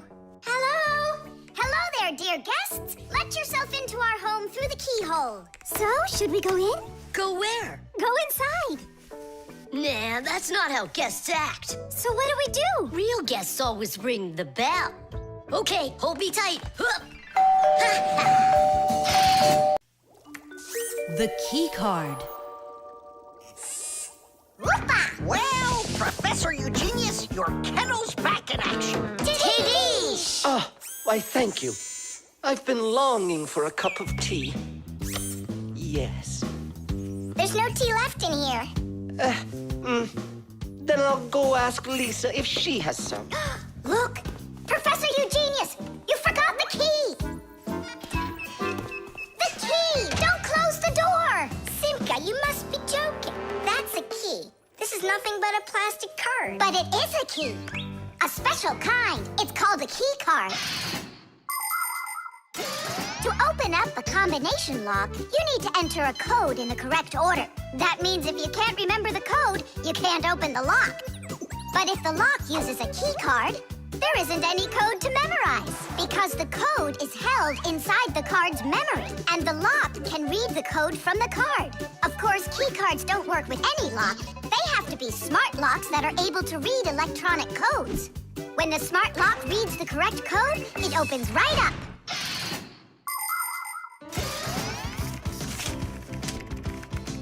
Elisa, do we have any tea here? Of course, Professor Eugenius. Wonderful. I'll take one bag then. Oh, I left my key inside the lab. Can I borrow yours? Just don't forget to give it back. Of course I'll give it back. Come on, Elisa. I got myself a tea bag. Professor Eugenius, the water's boiling. Fantastic. Ta-ra-ta-ta-ta-ta-ta. Ch-ch-chai. Wait a second. Oh no. I was supposed to give something back to Elisa. Why don't you go and ask her? Right. I'll be right back. Professor Eugenius! That's card number 2 now. Elisa, I promised you something, didn't I? Yes, the key. You said you'd return it. Yeah, sure. Let me get it. Just a sec. Oh, I locked it in the lab. It's terrible. How will you ever get back into the laboratory now? You see, there is one way, but it's a secret. Would you mind leaving for a couple of minutes? Colleague, Professor, can you do me a little favor? The key. I think I left it on the table. Yeah, right. It's true. So how do we solve this? I need to think about it. What's there to think about? We just have to go and push it under the door. You think you can do it? Yeah! It's time to get to work. Hey, what's going on? Oh, were you just calling for me? Yeah, no, Lisa, not for you. It's so heavy. Do you know where Digit ran off to? Ow! Digit's off somewhere thinking. He's always doing that when it's time to work. Hard to port. Hard to starboard. Way to go, Nolik. Then who were you talking to? Actually... Oh, what's that? Where? What? What was that? Come on, let's try again. Look, do you see that? It's telekinesis. It's the power to transport things with your mind. You are just astounding. Was that done with your mind, too? The door? Yeah, sure. You are a genius. Professor Eugenius is a very talented scientist and a dear old friend of the Fixies. He always helps the Fixies, and the Fixies are happy to help him too. Professor Eugenius let the Fixies set up their school right here at his laboratory. It's hard to imagine a better place for a Fixie school. People from all over the city bring all sorts of things to the laboratory to be tested, from computers, phones, and furniture to food and toys. Professor Eugenius uses his expertise to check the quality of all these different things. To help him carry out his experiment, his laboratory is filled with a variety of tools and machines. Yes, Professor Eugenius is a very smart man, but he can be absent-minded. Lucky for him, he's got us Fixies around. Thanks for everything. Sliding the keycard under the door? That was Simka's awesome idea. But the door opened wide while the card was still on the floor. That's strange. There's nothing strange about it. I'm the one who opened it. How? I climbed in the lock, that's all. Figured out how it worked, and Tadish. Very clever. That's a real Tadish. I guess that thinking before you go and fix something ought to be what we all study next. The antenna. Wow, is this cool or what?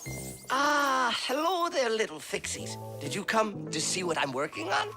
Professor Eugenius, tell us what you're planning on doing with this huge thing. Well, I hope to use this fantastic device to make contact with aliens. Since ancient times, people have wondered, is there life on other planets? What might aliens from outer space look like? And what kind of spaceships do they travel in? There are some people who say that they've seen alien spaceships and that they look like flying saucers. There are even some people who say they've actually made contact with aliens. But personally, I'm sure it's just their fantasy. And science hasn't been able to prove any of these stories either. The one story that makes me laugh harder than all of the rest comes from a guy who claims that he saw aliens with his own eyes. Can you believe it? He said that there was a group of tiny aliens that looked like humans with glowing hair. It seems to me that this guy just happened to spot a few Fixies who weren't able to hide from him in time.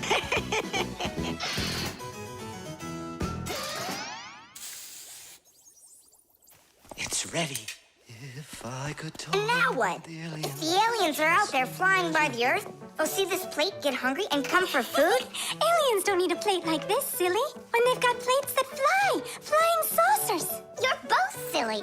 This thing isn't a plate at all. It's an antenna. Antenna? Antennas help people receive radio signals. They come in all sorts of shapes and sizes, like this, or this, to pick up a signal that's very weak. Powerful antennas that are shaped like large dishes work the best of all. When radio waves hit the dish, the waves all bounce off of it and gather together into one point. This makes the signal stronger and clearer. The most powerful dish antennas can even pick up signals from outer space.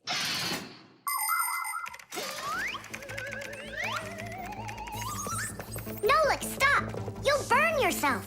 Don't treat me like a baby boy, okay? Ah, interesting. I wonder what's inside of there. Do you know? Why don't we go and take a look? I was only trying to help him out. No need, Nolik. The soldering iron is way too hot, and I'm practically all done here. Ta-ta. Then let's start looking for those aliens in outer space. Just 1 second, Nolik. There. Uh-oh. And now,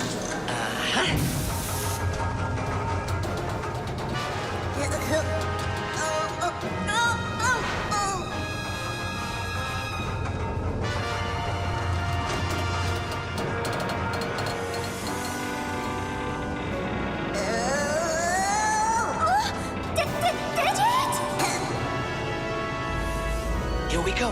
Nolik, Simka, let's see if we can pick up signals from outer space. What do you think? Is it night right now, where the aliens live? What if they're sleeping? Quit bothering the professor with your nonsense. Let us out right now. Can't you hear us? Please let us out! I'm afraid there's no way they can hear us from this far away. I can't hear any signals. It just sounds like static. Be patient, you guys, and keep listening. Digit, we all know how clever you are. Can't you think of a way out of here? I think I got it, Tula. You stay there. Yeah. I'll use a special code I know to send a signal that we're in trouble. Wait a second. Do you hear that? Could it be a signal from the aliens? Hooray! This is sensational. It means that somewhere in the cosmos are intelligent forms of life. 3 dots, 3 dashes, 3 dots. Ooh, it's Morse code. It's a signal for help that they're sending. You don't think the aliens are in trouble, do you? Yeah, I think so. And who do you think they learned Morse code from out there? Yeah, that's strange. There are hardly any Fixies that know that code. Digit does. Ah, and where is he, you know? And where's Tula? Well, I think I know exactly with which aliens we made contact. I think I know it too, Professor. Lower the antenna.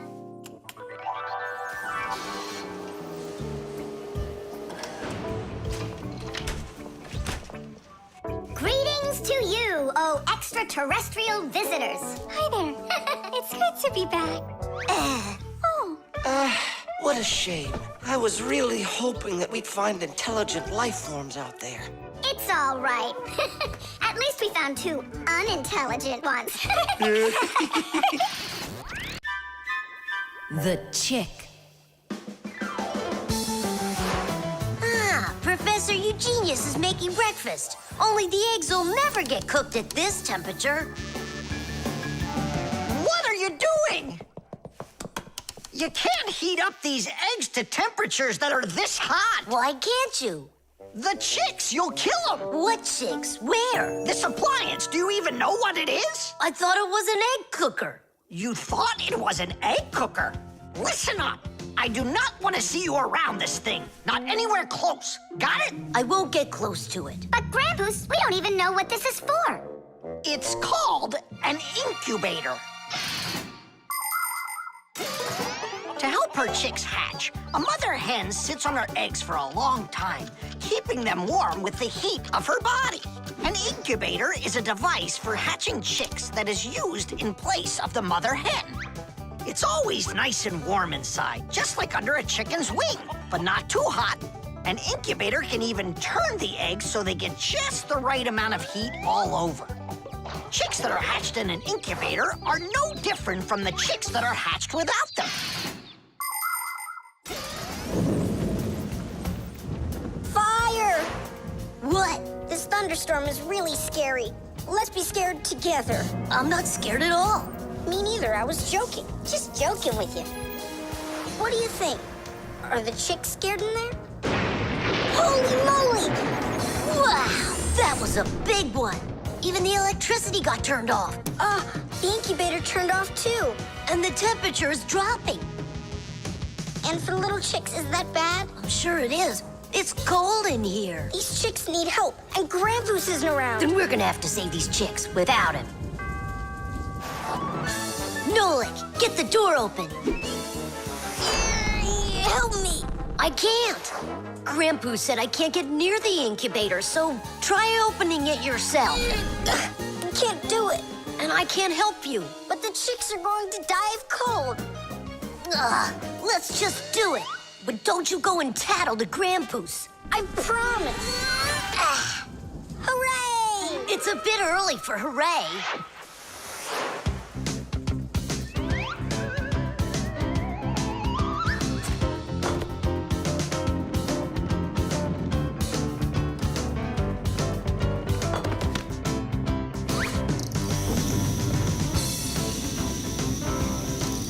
Candle? Yeah, we'll warm up the chicks with the fire. Class. Time for hooray? Now, yeah. Tadoosh! Like sparrows, ducks, storks, and ostriches, all birds lay eggs and sit on them to help them hatch. And it's not only birds. Other animals like snakes, crocodiles, and even turtles have babies that they hatch from eggs. To protect their children, they try to hide their eggs, like deep in the bushes, in the cracks of rocks, or in the sand. By the way, roe is also little eggs, just without the shells. From this fish roe, little hatchlings are born that will grow into big fish. And from tiny frog roe, tadpoles hatch that will then develop into full-grown adult frogs. And you've heard of dinosaurs, right? Well, those giant reptiles that lived millions of years ago, they also hatched out of eggs.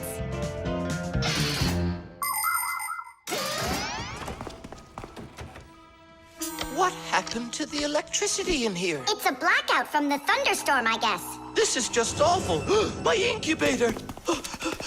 Someone lit a candle, and the temperature is normal. So who put the candle in there? Tell us right now. Nolik, don't be a tattletale. It was me. By yourself. By myself? Of course yourself. I wasn't allowed near it. Well, yeah. You wasn't allowed near it. All by yourself. Then well done. You saved the chicks. Our hero. So, Fire, follow his example. And you, Nolik, accept our heartfelt thanks. Look inside. They're starting to hatch. All right, Fire. Come take a look. Now I'm allowing you.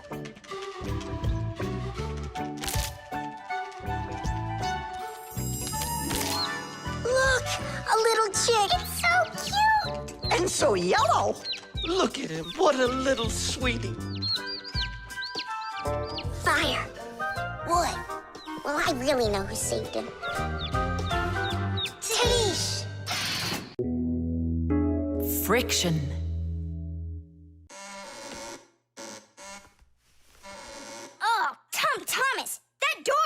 squeaks terribly.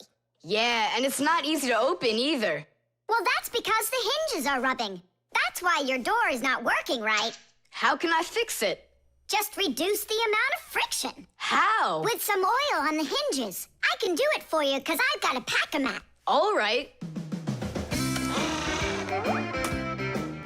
Simka, can I help you? Sure you can. Wear the pack-a-mat, all right? Friction is the force that tries to stop something from sliding or rubbing smoothly against something else. Rubbing can make things wear out quickly if there's a lot of friction. If you want less friction, you need to put something on the parts that rub against each other, like oil. There are special kinds of grease used to keep clocks and wheels turning smoothly. And for skis, a special kind of wax can be used to make them go even faster. That's it. Now the top hinge. It's all done. Go ahead and check how it's working. It's not squeaking. I told ya. You guys are the best. I gotta go. Go where? I'm gonna go sledding. Maybe you'll take me with you? Sorry, Nolik. You don't have a sled to ride on. I'll see you later. Simka, should I grease the saucer? What for? It'll slide down the hill just the way it is. Ah, okay then. Wait here for me, Nolik. I'll be back real soon with a surprise for you. Yeah, oil slippery. I know what I'll do.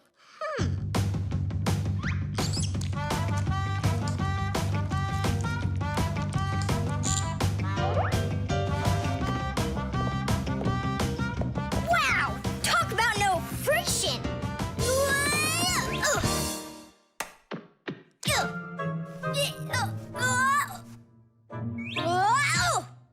Hey, anyone? Help! Help! Simka! Nolik, are you all right? Just stay where you are. I'll be right there.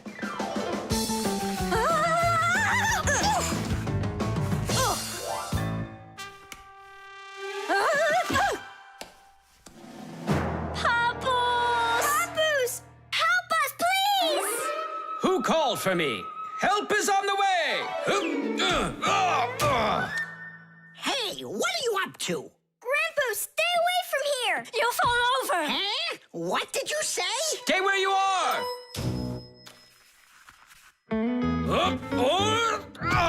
What happened here? I poured some oil on the table Why'd you do that? to reduce friction. That's brilliant. Nobody move! I know exactly what to do.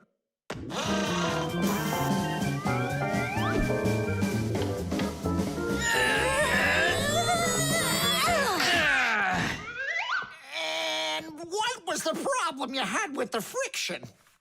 I want to see all of this oil gone in 5 minutes.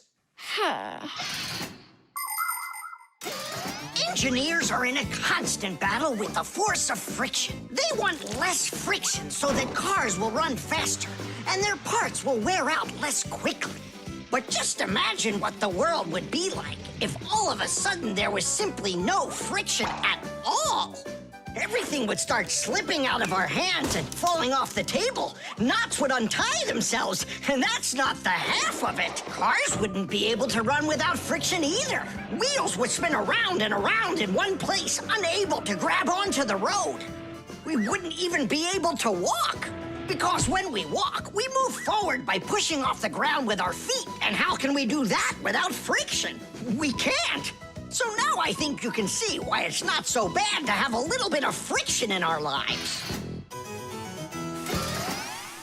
Whew! We cleaned it. But it's still so stinky. Nolik, I completely forgot. I promised you a surprise. Look! What is it? I made you your very own saucer for sledding. Oh, that's great. Only, what good is this thing without snow? Nolik, hey! Look what I've got for you. Snow? Yeah. Is it real snow? Really? Yep. Now you've got your very own hill to sled on. This is great! What an awesome surprise! And you don't need oil to make it go quickly. Yeehaw! tools. Hang on. There are these really cool things that I want to show you.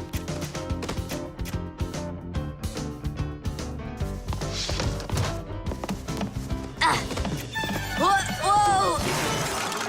Whoa, look how many things you got all at once. Your dad's gonna be so angry when he sees what you did with all of his tools. I'm gonna put them all right back where they were. And where were they? Open the box and you'll see. It's neat. There's a special place in there for each one of the tools. Try hammering in a nail or drilling a hole with your bare hands. Uh-huh, there's no way. But with the help of the proper tools, it's a piece of cake. But of course, that's only if you know how to use them. Tools need proper care. If the head of a hammer is loose or a drill is dull, then you shouldn't work with them. It's dangerous. And when you're done working, put the tools back in their places, or you'll be tearing your house apart trying to find them the next time you need them. Huh. The pincers go here, and the wrench goes over there. This drill bit's too long for this spot. Let's see if it fits in this one. Huh. Any idea what this tool is for? For splitting wood or carving stone, that chisels what you want to own. Wow, Simka, you're a real poet. Now try to answer this little poem. When you have a thing to measure, this round tool is quite a treasure. This tool, right? I know what it's called. It's a measuring tape. Let me measure you, Nolik. Wow, you've grown. You've almost reached 1 centimeter. Class! I also have a rhyming riddle for you. What bangs a nail into the wall to make sure pictures never fall? A hammer! I was first, and the hammer goes right here. And now I have one for you to guess. If you need to screw in screws, here's the tool that you should use. A screwdriver! I was first, again. You got it right. All right, Tom Thomas, we better hurry. We still have a lot of tools here to get sorted out. Humans, just like Fixies, use hundreds of different tools to do their work. Picking the right one depends on the task at hand. For instance, if you need to hammer in a nail, use a hammer. But you don't use a hammer for a screw. For that, there's a special tool called a screwdriver. A wrench is the tool for tightening nuts and bolts. A vise is used to hold a part in place, and a drill to drill a hole. If you need to cut a piece of wood, you should choose a saw. You could use a handsaw, for example, or a hacksaw. Different kinds of pliers can be used for snipping, gripping, or bending. If you need to smooth something down, you use a file. If you learn how to work with tools properly, you can build just about anything. Looks like we did it, just in time. Oh, and how about this? Do you know what kind of tool that is? I don't know. There's no place for it in here. Just throw it out. Come on. And what if my parents use it? Looks like we did something wrong here. My dad came home. Tom Thomas! I'm in here. Hi there. Reading. Way to go, son. Huh? Oh! I don't get it. Where is it? What?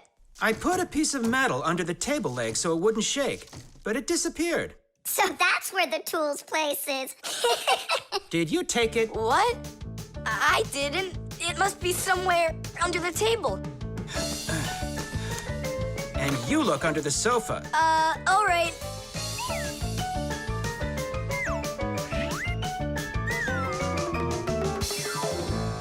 What do you think he wants? He wants us to get that metal thing out of his dad's box. Come on, let's go. You got it.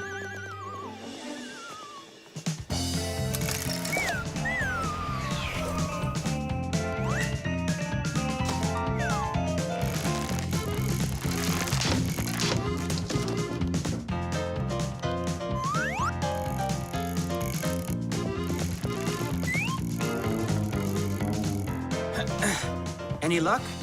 Uh-uh. Me neither.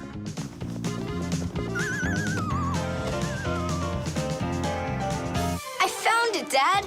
It was under the table, just like I told you. Huh. You were right. It's strange. How could I have missed it? Maybe you're just, tired from working too much. Maybe. Tidish. What? It's a new word, Tadish. Tadish?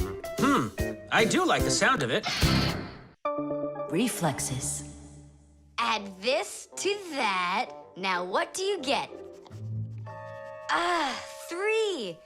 Don't you remember? Bark, bark, bark. All you have to do is bark 3 times. That's too hard a trick for Chusaka. Maybe you could teach her to jump through a hoop. I already tried. She just sits there. Come on, Chusaka, give it a try. Try showing her this sugar.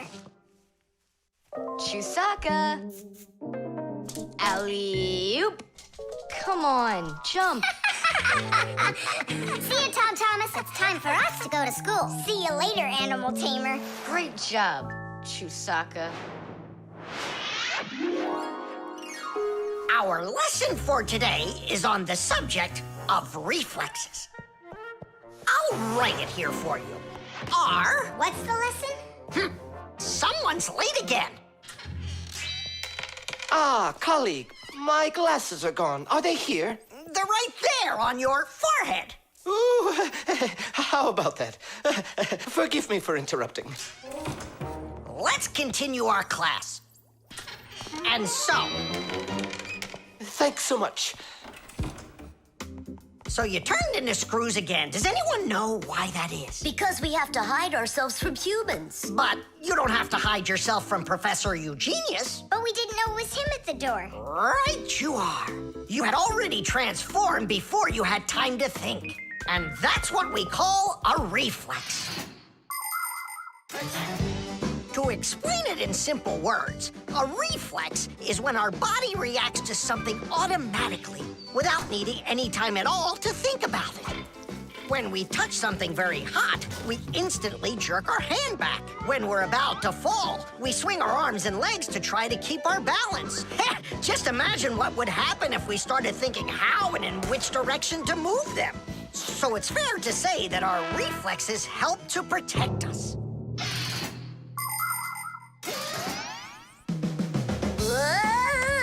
No kidding. They protect us. My nose itches. Achoo. Excuse me, I didn't mean it. Professor, sneeze. Is that also a reflex? It most certainly is one. Fire didn't want to, but then his nose tickled and achoo. Bless you, too. Thank you. And do dogs also have reflexes? Of course dogs have reflexes. All animals do. Yeah. It's something all good animal trainers know. They use the animals' reflexes to teach them tricks.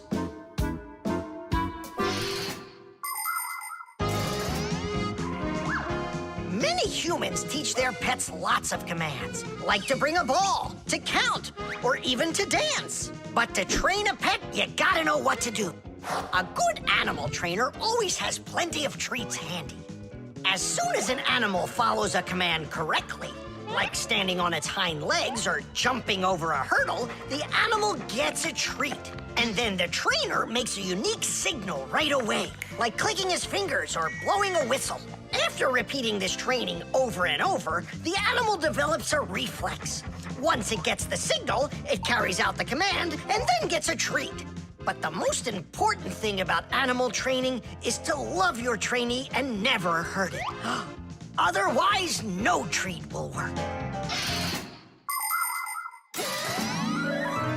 Tom Thomas, we just learned in Fixie school how you can train Chusaka. Yeah? With the help of reflexes. With what? Where's Chusaka? Call her. Chusaka, come here. Give her a math problem. A nice simple one.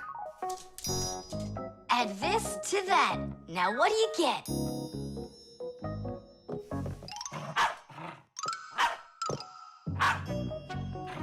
It's a miracle! 3! You got it! No, it's not a miracle. Science is what it is. You know how Chusaka barks whenever she sees a Fixie around. That's what we call a reflex, you know. I understand. And do you know how I can teach her jumping? Well, we didn't figure that out yet. Wait a sec, I know how. Chasing Fixies. Isn't that one of Chusaka's reflexes? Probably, That's although... great, so let's go and train the dog. Nothing's ever too much for a good friend. Chusaka.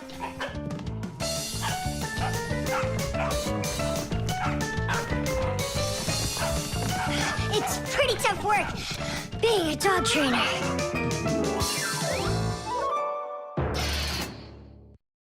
Chess. How about that? Then I'll play my pawn. And I'll play my pawn. Grandpus, we need our spool, and it's missing. Oh, congratulations. Professor, have you seen it anywhere? The spool? I haven't seen it. We're playing chess, can't you see? Do you like board games? Like dominoes, for instance. Just about everybody has played it. But do you know where it came from? Dominoes was invented by the ancient Chinese. They made tiles and decorated them with dots like on a pair of dice. And this is a game that looks a lot like checkers, but it's a lot more challenging. It's called backgammon. Backgammon originated in Persia, and from there it spread all over the world. But the most challenging game of them all is the game of chess. Chess was invented in India, and today the game of chess is loved in every country. It's played by adults, by children, and even by computers. Chess is a real sport. But the most important thing for playing chess is not the power in your arms, but the power in your brain. Hey, look, I found it!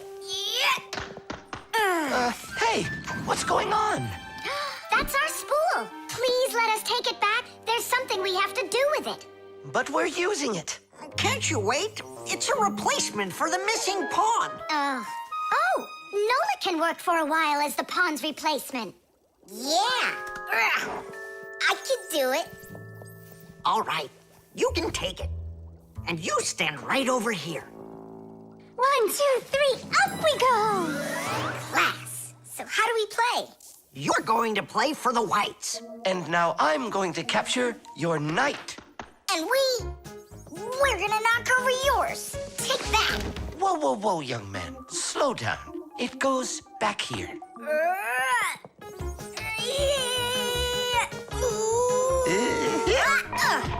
Nolik, get back to your square. What for? Pawns don't move like that. Then how do they move?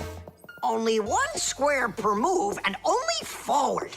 Of all of the pieces, the little pawn is the weakest. What a mess. So which one's strongest, huh? This, it's the queen. She's the most dangerous threat to the other king. Aw, how come I couldn't be queen? Then that black king would have to deal with me.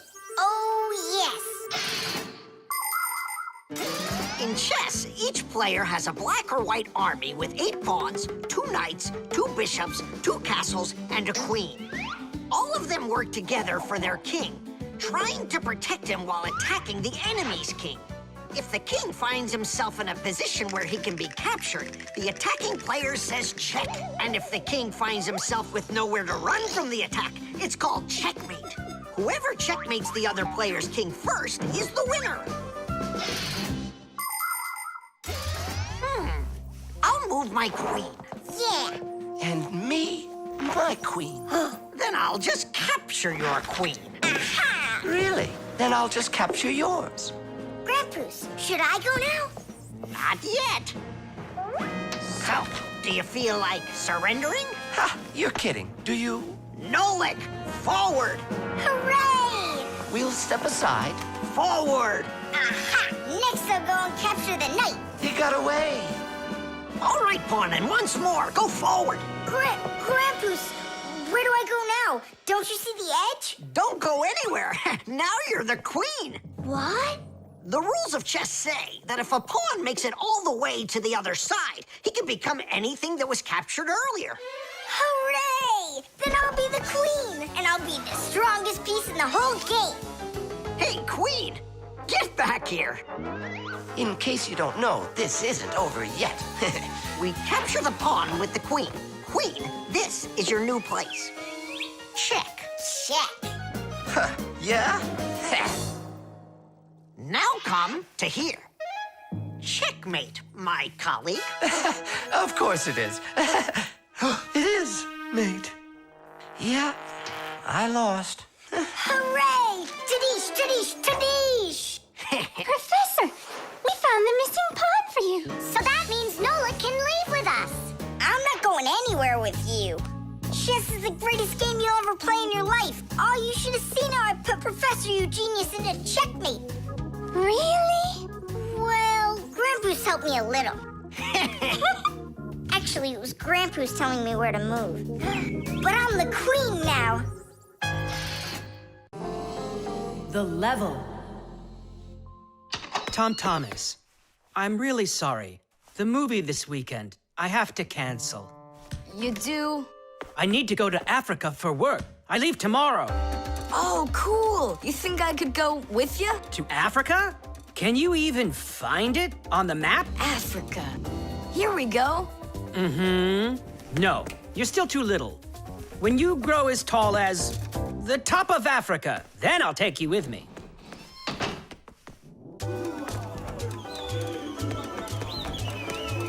Here, there,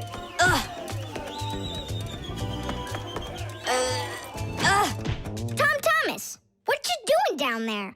I want to know if I'm as tall as the top of Africa, or not. Well, do you know your height? Okay, then let's measure you and mark how tall you are. You just need to hold the book, all right?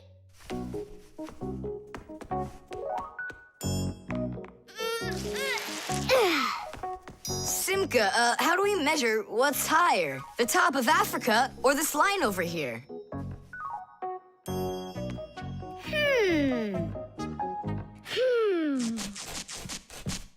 It's a tough one. We need a piece of flexible, clear tubing. Oh, I can get it for you. I know where it is. And we'll build a simple tool to find out the answer. It's called a water level. Let's do an experiment. First, we'll pour water into 2 bottles. A little bit more into one, and a little less into the other. Now we'll connect them with a tube so that the water can flow between them. You see? The water flows and flows, and then it stops. It stops when there's the same amount of water inside of both bottles.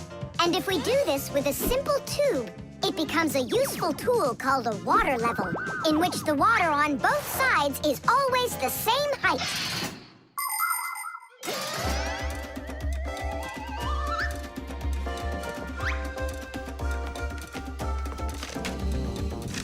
I'm gonna watch the water level on this end, all right? Be careful how you lift it, or the water can get out. Nolik, what's going on? The water inside the tube is even with the line. There you go, Tom Thomas. Where the water is right now is how tall you are. And? Well, it looks like Tom Thomas isn't quite tall enough for Africa. What if we hold the tube a little higher? You can try if you want, but the water's gonna stay where it is. See? The water level on your side always stays the same as on the other side. I'm not getting that tall for a while yet. And what if we just lower the map a little? That wouldn't be honest. But it would be clever. There are a lot of great proverbs, but my favorite one is measure twice, cut once. And to measure things right, you need measuring tools. The simplest one is a ruler. With its help, we can find out the length of an object. A watch can tell us how much time has passed. A speedometer shows us how fast we are moving, like in a car or on a bike. An electric meter keeps track of how much electricity we are using. A decibel meter can tell us who is screaming or stomping louder. And a beam compass is used to accurately measure the size of a coin or a hole. We couldn't get by without wonderful tools like these. If we didn't measure the things we are building carefully, everything around us would just come loose and fall apart. Uh-oh. Dad! Dad! Look, Dad. That's strange. Looks like you are a little taller. Does that mean you'll take me with you? Yeah. Are you ready? Yay! But everyone who goes to Africa has to get vaccinated. You're okay with that, aren't you? I need vaccinations to go? Are you sure? Yeah, there's one against malaria, tsetse fly, crocodile bites. Altogether, there are 10 shots. 10 shots? Yeah, 10. Oh. Dad, you know, I was joking. After you left the room, I moved the map down. Okay, I see. And I was joking about all those shots you need. What? You mean you don't need to get shots? You gotta, just not 10. So how many? 9 of them. There's no vaccination anywhere to stop a crocodile from biting you. Batteries. Oh, my little lemon, just you wait. One day you'll be a strong and splendid tree. She's talking with a flower pot. Oh, you scared me. Do you like it? Like what? My seedling, don't you see? It will grow into a huge tree. And there, amongst the green leaves, will be beautiful yellow lemons. Class. From that thing? Lemons? Oh, yeah. It'll grow into a tree. All it needs for that is to gather energy. Get energy from where? From our sun. The sun? It'll be so slow. Oh, batteries would be faster than the sun. Batteries? I really don't think so. Tula, do you know how much energy they have? Let's just bury a bunch of those batteries in here, and you'll be watching your lemon plant shoot up into a tree. Are you positive? Absolutely. And where can we get the batteries? Over there. Professor Eugenius has a whole box full of them.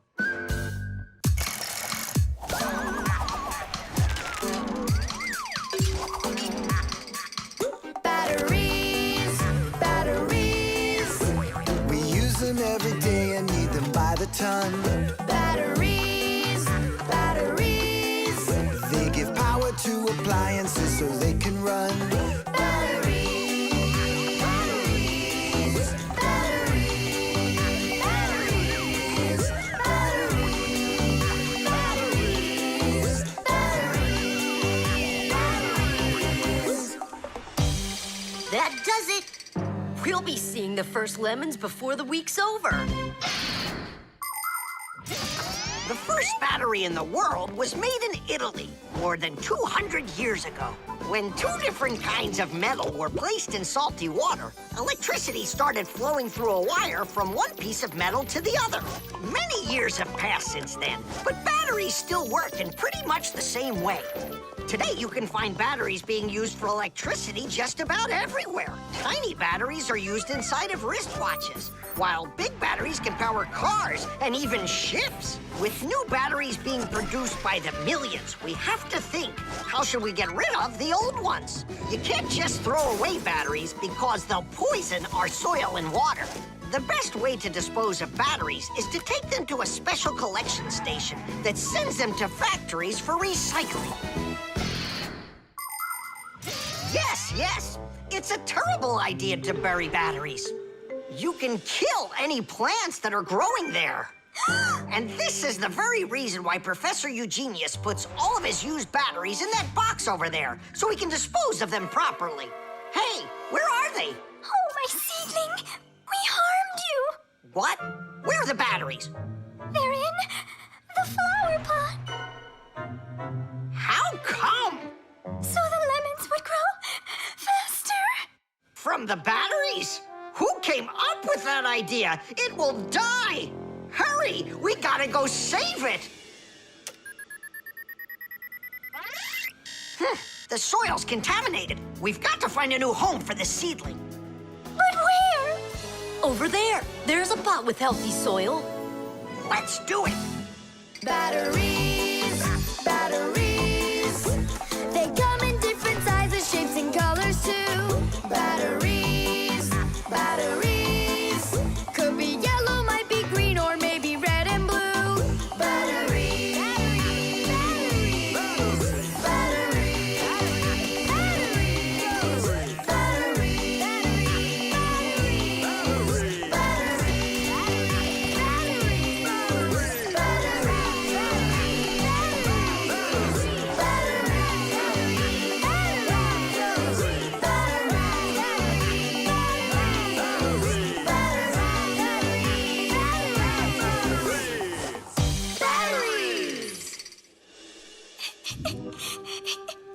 cry, Tula. The seedling will be perfectly fine. It will grow big and strong with branches full of beautiful lemons and oranges. And watermelons. It's a lemon tree, Fire. Will you ever stop going too far, like with the batteries? Well, anyhow, batteries are cool, right? Look how many appliances can't work without them. You're right, appliances can't work. Look, the seedling's coming back to life. It really is. Tula, tell us, isn't it splendid? Splendid. The vent. Tom Thomas! Tom Thomas! Okay.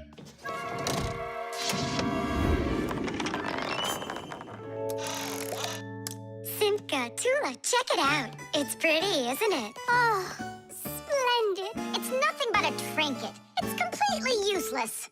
Useless? Look how well it matches my hair clip. Useful things are the kinds of things you truly need. For instance, like this rope ladder I've got. It's splendid. And where do you plan on climbing with this thing? Now, this mirror here is both useful and pretty. Oh, how splendid. Tula, you say everything is splendid. Well, here's something super splendid that I bet you don't have. Oh, what is it? It's a mechanical super claw. It must be just perfect for scratching your back. Now look what I have. A photograph of Vector. And he signed it for me, too. Are you sure that's Vector? You've got a photo of the bravest Fixie on the face of the entire planet? Yeah, and the most beautiful. Is it him for sure? No way. Let me take a look. You'll smudge it. You've been fooled. No. Yes. Jealous? You are. My photo! Oh, no! What was that? A draft.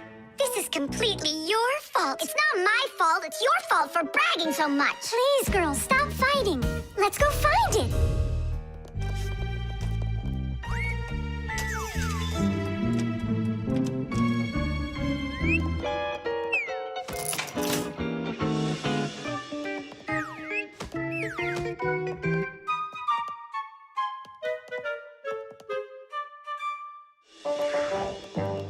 It's just horrible to lose a picture signed by the most famous Fixie ever. It will be horrible when that picture of a Fixie is found by humans. So where could it be? I know how we can find it. Exactly. We'll blow a bubble and watch which way it goes as it floats away. We'll follow it and find your picture. Do you know why you can blow bubbles out of soapy water? At the surface of any liquid, there's an invisible film that is very thin but very strong.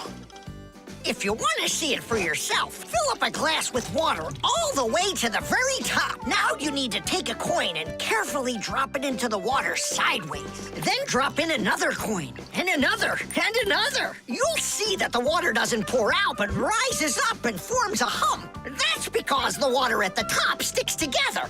Why? Because of a force called surface tension. Thanks to surface tension, water can form drops. It also helps us blow soap bubbles, because when we add soap into the water, the film gets even stronger, but still not strong enough to stop the bubbles from bursting. Okay, it's ready. Now we need to blow. Do it together. And... I don't think this way's gonna work.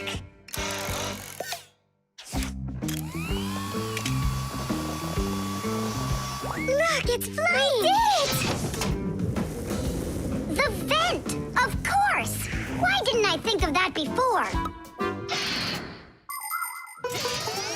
Have you ever seen holes in the bathroom or kitchen that are covered with grids? Well, those are called vents. And behind the vent is a long pipe called an air duct. Unpleasant odors and musty air can be forced into the ducts and sent out of the house. And if you want that old, stale air to leave the house even faster, open a window and let in some of the fresh air from outside. Keep air in your home as fresh as it can be. Hey, take a look! It got stuck over there! Get it before it flies away! How can we grab it? What do you mean? Don't you remember what I've got? Titties! Thank you, Simka. What would we ever have done without your mechanical claw and your fantastic ladder? Then here you go, a present for you. Oh, thanks, it's just great. And I want to give you this. Oh, gee, it's just splendid. Simka, are you here? Huh, what you got there, Simka? A little mirror. It's pretty, don't you think? Oh, you girls. You're all the same. The catapult.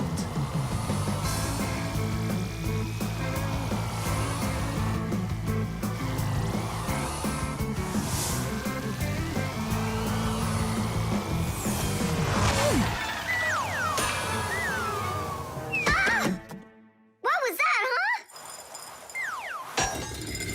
Strange. Tom Thomas isn't here. There's no way these toy soldiers could have shot it themselves. Now that was a good shot. It wasn't real long, and not high either. And off target.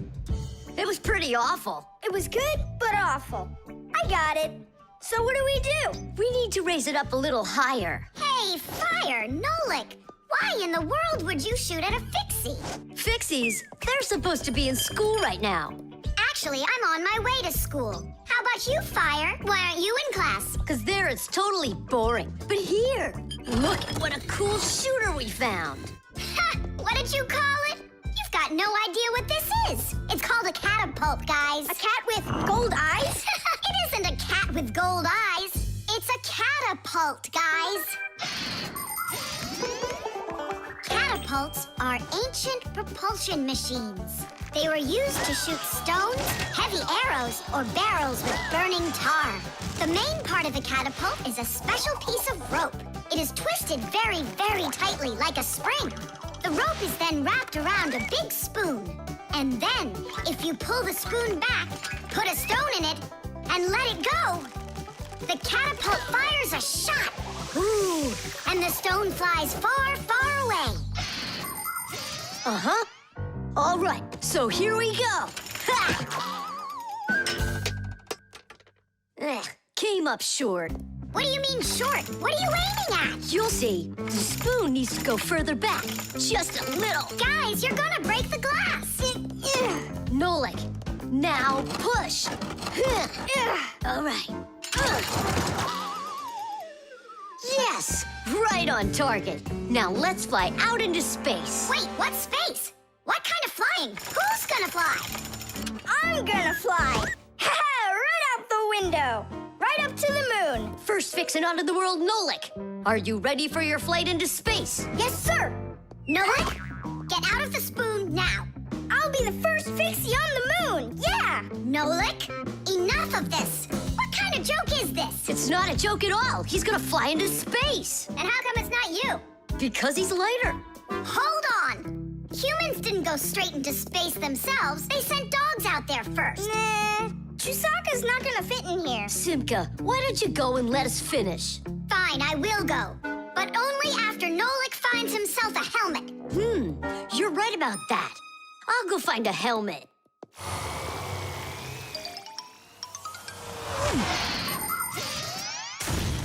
The catapult was invented in ancient times, but people still use them today.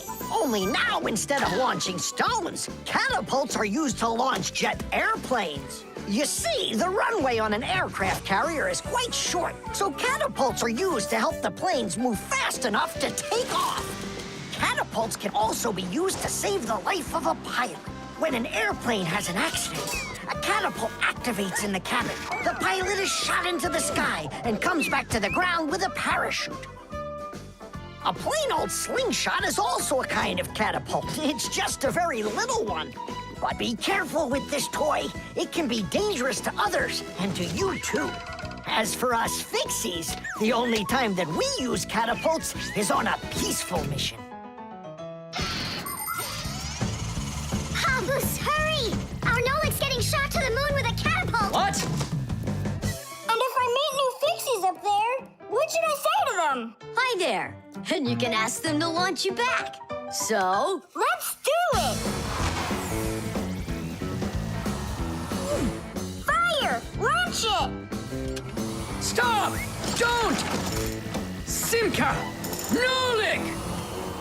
I'm not getting out!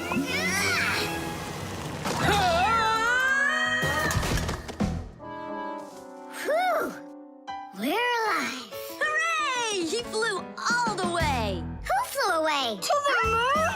Nope, just a bit short. It's not our fault. You're just heavier than Nolik, and that's why you came up short.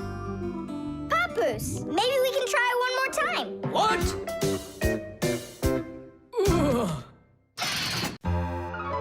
The motion sensor. This part has to be replaced with one that's new. I've got an idea. How about we run to the warehouse and get it? You don't have time to go there. And that way you can keep on working. All right, then. Only remember the code for the part. A8375. I'll remember it for sure.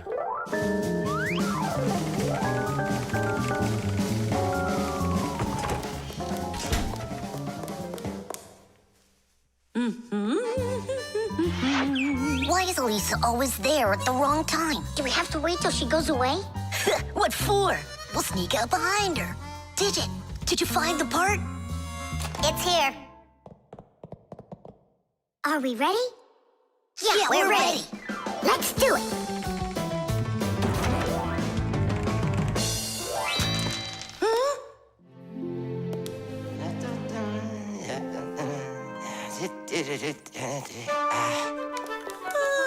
Professor Eugenius, you're in here.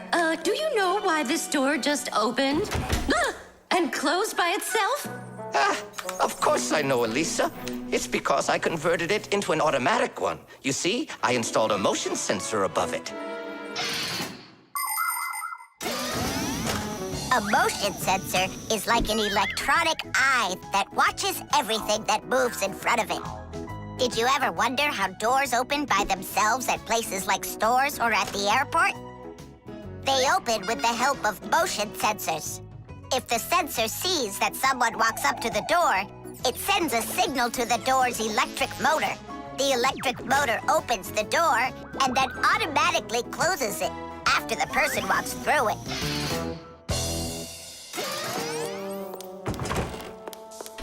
That man is just astounding. Only a bit untidy. The door is automatic now? Then why didn't it open for us on the way here? 'Cause we're too little for that motion sensor. But the part's bigger than we are. Big enough for the sensor to see it. Then how do we get in there? We can fool that thing if we stay close by the wall. Now let's keep this as close to the wall as we can.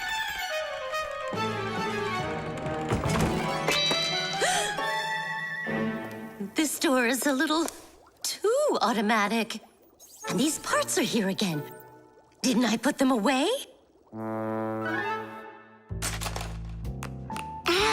The sensor still noticed us. Here's what we gotta do. Let's break it. Why do we gotta break it? All we have to do is deactivate the unit. Sensors are used to help people in all sorts of different situations. For instance, motion sensors notice when someone is moving so they can automatically open a door or turn on a light. Some automobiles are equipped with rain sensors. If it starts raining or snowing, the sensor automatically turns on the car's windshield wipers. There are also sensors that react to how much light there is. In the evening, when it gets dark, light sensors can be used to turn on street lamps. And in the morning, when it gets light again, the sensor switches them off. A smoke detector can sense when there's smoke inside. The sensor can be used to turn on a fire alarm or even an automatic fire extinguishing system.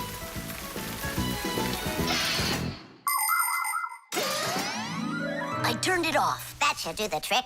Great job. Let's go.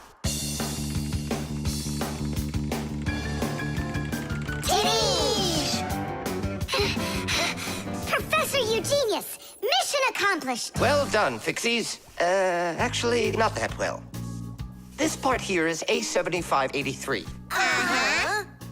And I asked for A8375. Digit, didn't you say you knew the code number? I did know it, but somehow forgot it. Digit, I can't believe that you forgot it. All right, we'll just have to go out one more time. Thanks, but no thanks. I'll get it this time. I forgot to warn the professor that we've turned off the sensor. And I'm afraid he's expecting that the door will automatically open up. Professor! Stop!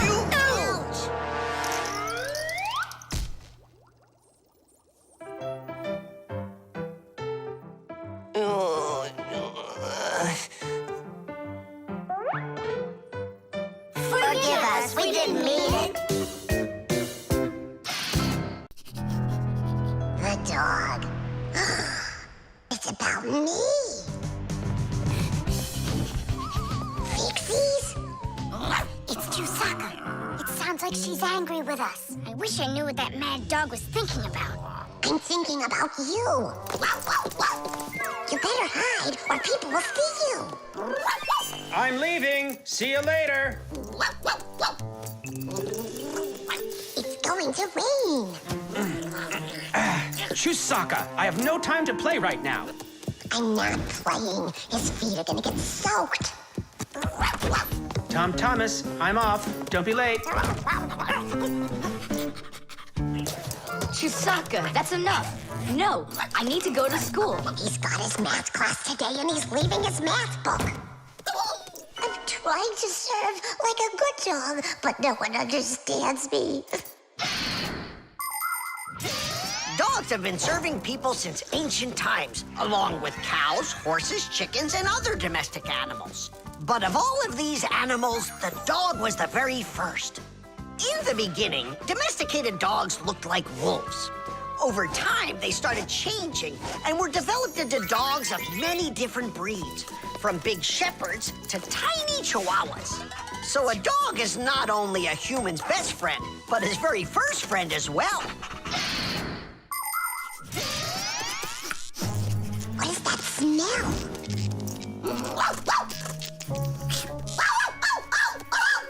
Simka, come on out. I see you.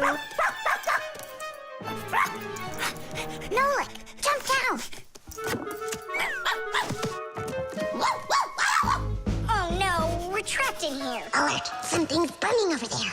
Why won't they listen?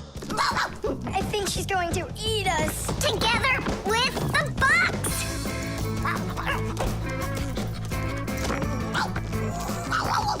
We're done for. Oh. Come on, look! The outlet is sparking. Oh no, something must have broken in there. Are we going to fix it? Kids should never touch outlets, and you know it too. It's forbidden. Then how do we fix it? Go find Papus, and I'll stay here and wait for you. But where's Papus? I know where he is. I don't know what she's barking about, but I think Chusaka wants to help us. Then come on, Chusaka, help us. Woo!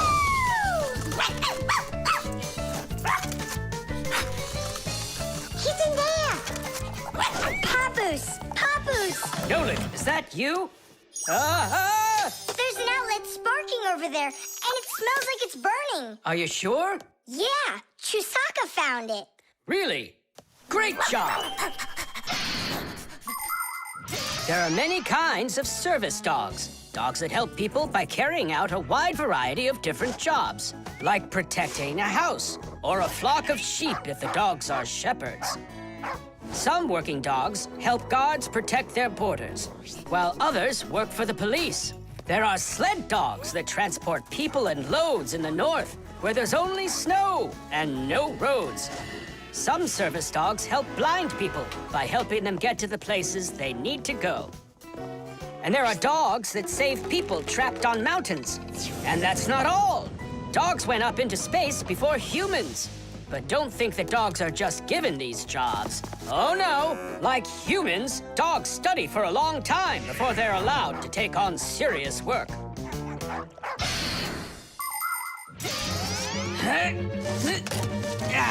That's all. There won't be a fire. Not today. Hooray! Well done, Chusaka. You're a real service dog, no doubt about it.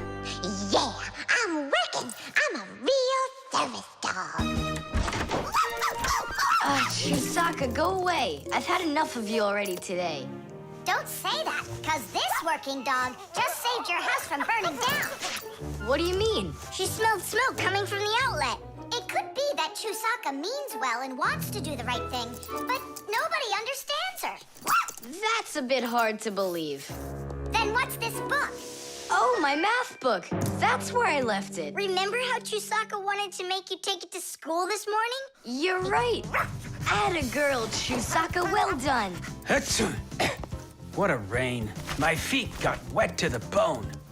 But this morning, Chusaka tried to get you to wear a different pair of shoes. That's something. I should listen more closely to this smart little dog of ours. Finally, they understand me. The crowbar. Everything's fine here, too. I wish something would break for a change. It's already been a week and nothing's broken in here. Stop worrying. Everything breaks at some point. Well, nothing seems to ever break inside of this house. That's because we take such good care of it. No, Masya, it's boring with no real work to do. We should move somewhere else. When Fixies graduate from school, they must choose the place where they want to work. Some will work at factories, and some on ships, and some in theaters, and some in hospitals, too. Fixies are needed everywhere. Now, Fixie families with children like to choose places that are a bit quieter. Usually, they'll settle inside of people's houses. It's not too noisy there, like in a factory, but there's still plenty of work to do. They need to check on appliances like computers, vacuum cleaners, telephones, irons, and washing machines. And Fixies always try their best. They just love being busy with work. And so if there's nothing broken in the house, Fixie families will move to a new place where there's much more work to be done. Nolik, did you hear that? I don't want to move anywhere. But think about the kids, dear. They've got their school and friends here. Do you like this friend of theirs? A human kid playing with Fixie kids. You know as well as I that it's just not right. All right, then. If nothing's broken down before the end of the day, that's all. We gotta move. Oh, no, I can't. Tom Thomas comes home the day after tomorrow, and we'd be gone by then. Pull yourself together. And I won't see him anymore at all? Nolik, I have an idea. What idea? If something happens to break down before the end of the day, then we're not moving. But what if nothing breaks? Calm down. We're gonna make sure of it. Simka, you're a genius. But how can we make sure of it? We're going to use a crowbar. A crowbar is powerful and simple. It's nothing more than a heavy metal bar with either sharp or flat ends. It can be very helpful for breaking through concrete or ice. It can also be used as a lever to root out a tree stump or move a boulder. If one end of the bar has a claw cut into it, then it's good for pulling out nails. Yes, sometimes the simplest tools are the most powerful ones. Do we have that tool? We've got our pack-a-mat, and it's got everything. Yay! In gadgets and devices, our work will never end. Appliances are fickle, they need a loyal friend. At morning, noon, and midnight of every single day. When there is an emergency, you know we're on our way. 1, 2, 3. Inside we'll be to fix what's wrong. Till it runs strong. 1, 2, 3. Inside we'll be all day and night. We fix things right. How about you let me try? Go on. Nolik! What are you thinking? I'm doing like you were doing. No, you're not. Now I'm confused. First First off, whatever you break's gotta look like it broke all by itself. Oh, I gotcha. And second, you gotta break it in some way that can be fixed later. Did someone say something needs fixing? Or am I hearing things? Papa's, we just found out that the television's broken down. Are you sure? Yeah, and one of the keys on the keyboard is stuck. For real? For real. And the clock's not running either. Oh ho! Marcia, our life is getting back on the right track. Should we fix them? Yeah, what else? We are the Fixies. We live to keep on working, and work for us is fun. So we'll just keep on working, 'cause our work's never done. And deep inside of gadgets, if you look when it's dark, you might just see us race around like multicolored sparks. 1, 2, 3, Tadish! Inside we'll be Tadish! To fix what's wrong, Tadish! Till it runs strong. 1, 2, 3, Tadish! Inside we'll be Tadish! All day and night, Tadish! We fix things right. Tadish! Oh, that was a lot to do. You'd almost think that somebody broke it on purpose. Well, we didn't do it. It broke by itself. Yeah, this apartment still needs a lot of work. We shouldn't move anywhere. I like it here. So do I. It's the best. See, we don't need to go anywhere. The video call.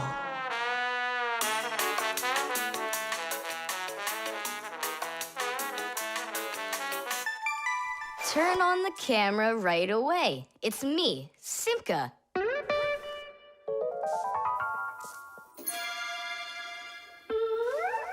Just as I expected. Nolik, why aren't you in school? School? It started? No, but you'll be late if you don't hurry. I'm on my way. Simka, is that really your Fixie school? Well, actually, it's the laboratory where Professor Eugenius works at. He lets us have our school here. Who's that, Simka? Look. Is that the professor? Where? Oh, come on, Tom Thomas. That's the Manipulator. Who? Not who, what? It's a mechanical arm. For real? Oh, please show me some of the other things you've got. But how can I show you? Come on, with the camera. Computers and tablets are able to connect with one another through the internet. That's why you can talk to another person on your computer like you're talking on the phone. And if the computer has a video camera, then it's possible to send not only sound through the internet, but video as well. That's why it's called a video call. With video calls, it's possible to talk to your friends, to see them, and to show them all the things you can see yourself. All right, take a look. Over here we have chemistry equipment. And over here... Hey, Tom Thomas. It's good to see you. Wow, you flew there so fast. Nola, get out of the way. You're blocking the view of the lab. I am not blocking the view. Stop it! Go away! You go away. Tom Thomas, what are you watching? Is it time to turn into screws? Too late. He already spotted us. It's just a cartoon about these funny little guys. Can I watch with you? Nah, it's boring, Dad, and I've already seen it. Next, that blue guy, he starts jumping. Watch. Now what? I say run. Start jumping. Make it cartoony. Now that redheaded character will sing. Watch. La la la la la la la la la la. Then she starts dancing. La la la la la la la la.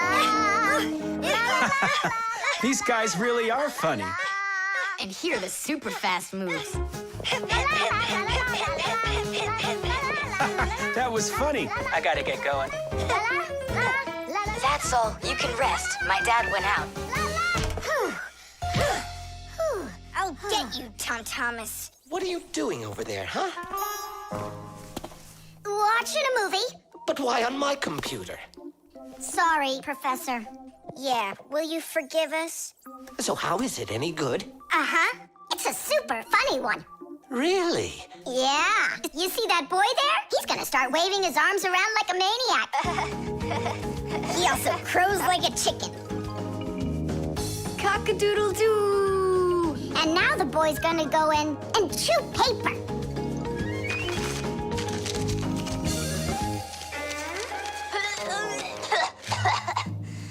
I can't do this all at once. A movie. That's what we're watching here, right?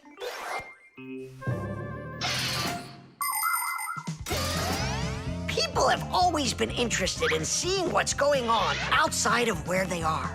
And with the invention of video transmission, it's now possible to see what's going on almost anywhere. Now, without leaving your home, you can see what's happening on another street, or even in some far corner of the world. With the help of video calls, doctors can help their colleagues perform complicated surgeries. Teachers can give lessons by video, and scientists can take part in video conferences.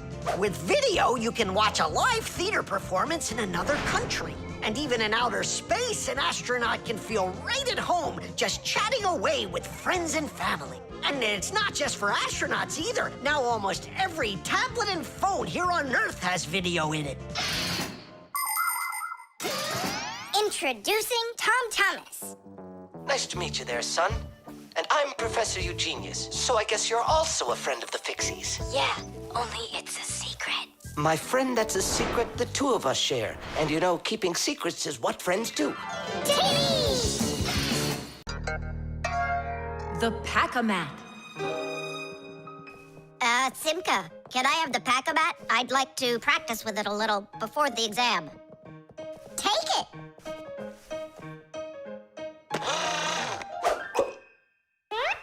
You're really good with that thing. Good. I couldn't be any worse with it. I wanted a vacuum cleaner. Actually, you were pretty close there. You did manage to get the hose at least. This is not at all funny. In order to get a tool out of a Pac-Man, a Fixie must not only press the button on his chest, but he must also clearly picture exactly the tool he needs. By the time they are adults, this is easy for Fixies to do. But while they're children, they must study hard to master this important skill. As Fixies learn about new tools, they take exams to prove they know how they work. And if they pass an exam, the new tool is added to their Pack-a-Mats. And there's no end to what you can find inside. Screwdrivers, hammers, ladders, vacuums, and even soldering irons. But many of the tools that Fixies use look quite different from the ones that humans have. And the reason for this is very simple. It's because Fixies have to fix appliances that are much bigger than they are. I just wish I knew which tool was gonna be on that exam. I got it. You just stay right here.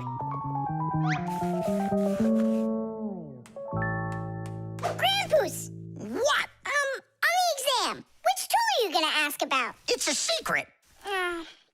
It's too bad. But I'm sure you can keep a secret, right? Of course. Then I'll tell you. Today's exam is on pliers, you see? You won't tell anyone, will you? Not a chance. I'll never pass it. You will. He's gonna ask about pliers. Huh? How could you know that? It's a secret. Okay, Digit. See if you can get the pliers out of there. A pair of pliers is a great tool indeed. To grab and turn things, it's the tool that you need. Just be careful how you use them, or your fingers you could bruise them. Pliers are a great tool indeed. Just be careful how you use them, or your fingers you could bruise them. Pliers are a great tool indeed. Good going. You got it. Thanks a lot, Nolik. It's not really me you should be thanking. Grandpus, thanks a lot. For what? The secret. What secret? About the pliers. Oh, that. You know, I picked a new topic. I decided that a hammer will be the tool. A hammer? Only it's a secret. I remember. The topic got changed. It's a hammer. I'll try to do it. A hammer is a great tool indeed. To pound in nails, it is the tool that you need. Just be careful how you use it, or your finger you could bruise it. A hammer is a great tool indeed. Super! I'm sure you're gonna pass. That's only if he asks me about a hammer. I'll be right back. Grandpus, it's a hammer for sure? Nah. A hammer would be way too easy for those kids. So now it is a drill. A drill? But only... It's a secret! Now I know. There's no doubt about it at all. It's a drill! A drill is such a great tool indeed.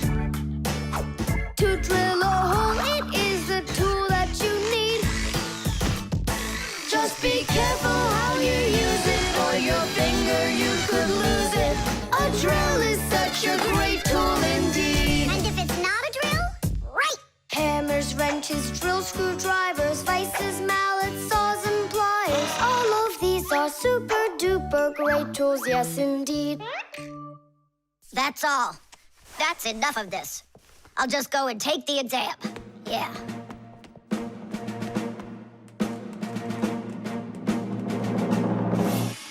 Digit?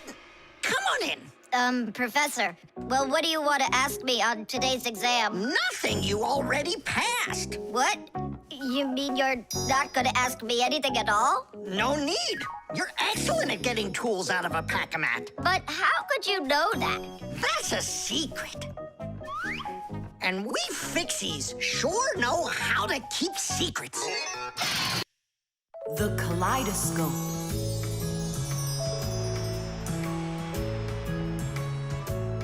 Thomas, when are you gonna give me a peek at your new ball? I just can't wait.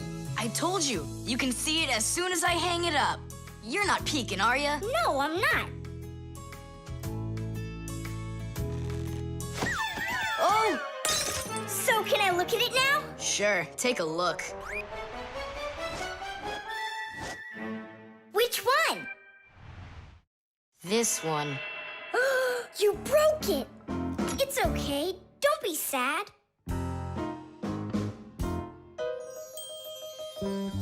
I know what to do.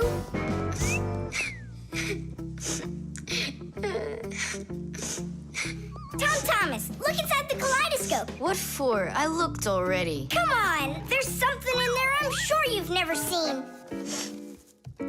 Whoa. Cool, isn't it? What is it? It's my own invention, a pirate kaleidoscope. Laughs, right? Uh-huh. It's great. I really like it. Thomas, hi there. I heard that you got a pretty ball to hang on the tree.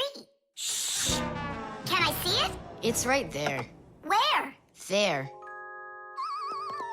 No. Oh, that's just terrible. Why'd you do that, Simka? Come on now, I just cheered him up. How? Tell me. With the kaleidoscope, remember what Grandpus taught us? Do you know what makes a kaleidoscope have such beautiful patterns? Ah, it's because pieces of multicolored glass are tumbling around in there. And it's also because it has mirrors inside. Usually there are 3 of them, and they are arranged facing each other. That way, each piece of glass makes many, many reflections that create the kaleidoscope's beautiful symmetrical patterns. By the way, you can put just about anything you want inside a kaleidoscope, and each different thing makes its own special pattern. Yes, there are all kinds of kaleidoscopes. Some with buttons inside, some with flowers, and even some that are filled with insects. Once, a very rich man had a kaleidoscope made with precious stones inside. Yeah, it probably wouldn't have been nearly as beautiful if he had just filled it up with money. Thomas, look inside the kaleidoscope. I already saw it. It's pirates. Nah, it's not about pirates. We changed it. Go on, look and see. Wow. You like it? A lot. Hey, what did you put in there? A few pieces of the ball that you smashed. It's even better for Christmas, isn't it? Mm-hmm. Aw, that didn't work at all. Merry Christmas! We came to take a look at that splendid new Christmas... Oh, what's wrong? Don't even ask us that. I've got it!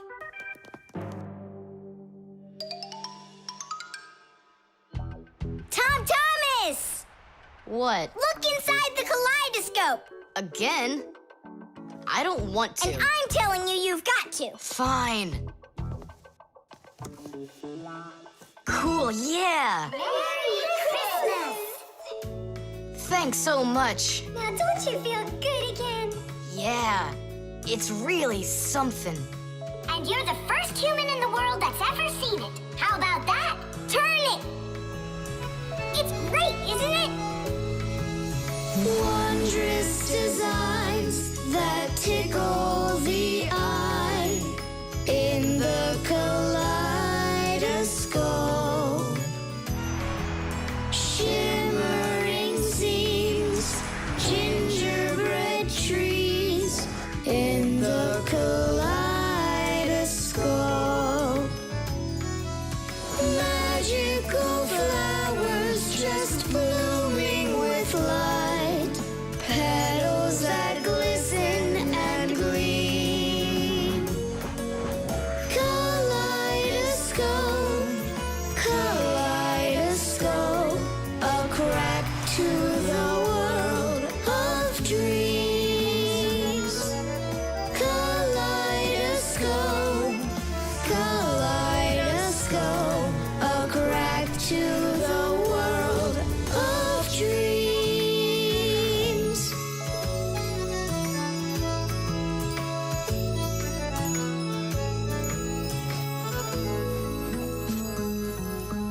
Hi, everybody.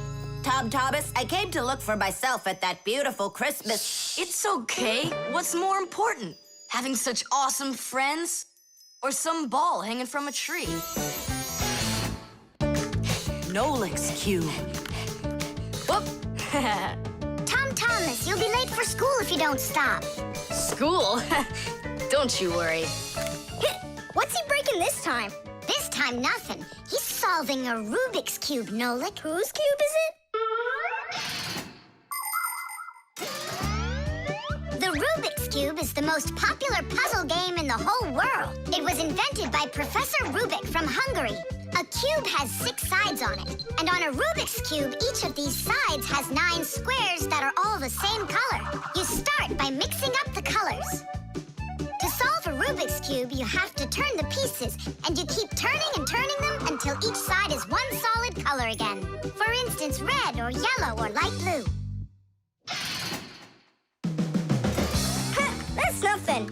Hey, Tom Thomas, how long have you been messing around with this cube already? It's been 3 whole days of turning. 3 whole days? We could solve that puzzle in 5 minutes, now couldn't we, Simka? Oh, really? Then go right ahead. I'm off to school. Well, you ready to show Tom Thomas who's boss? Just count me out. Hey, I thought you said Rubik's Cubes are easy to solve. I never said anything like that. This problem is all yours, Mr. Bragger. All right, I'll figure it out myself.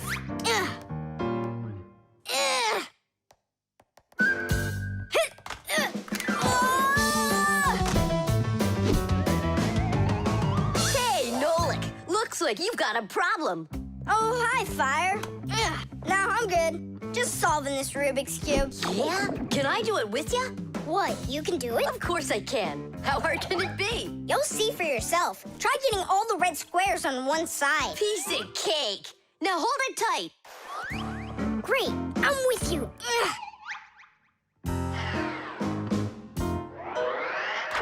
Whoa!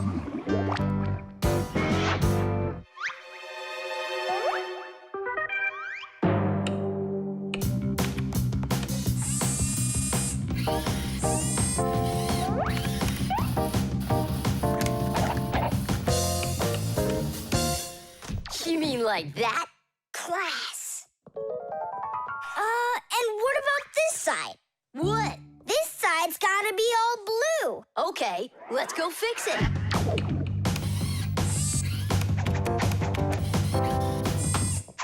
There, like you wanted.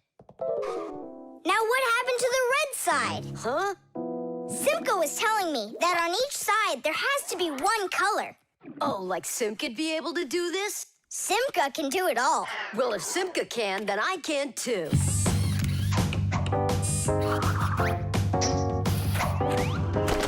Oh!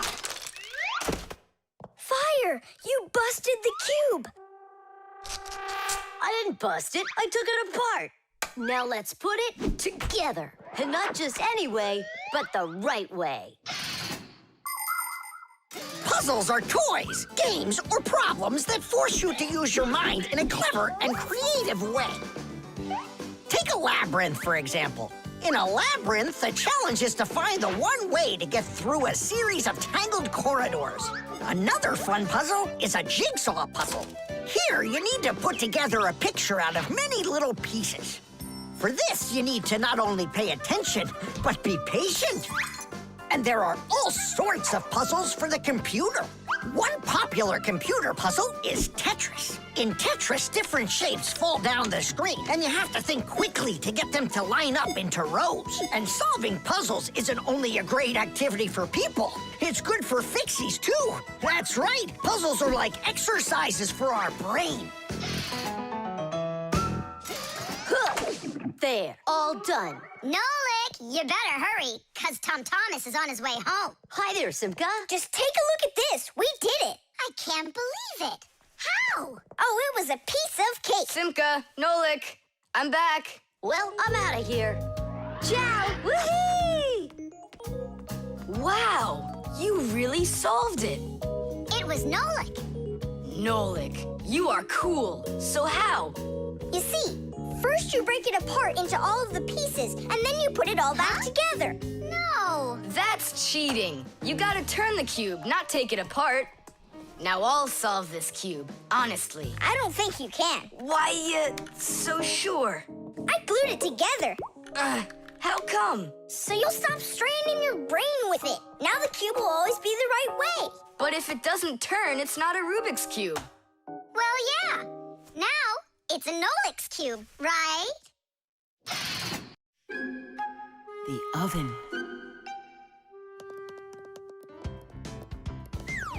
Now here he is, our death-defying acrobat. Nolik, don't! I'm not Nolik, I'm an acrobat. You're going to fall. I'm not going to. I see.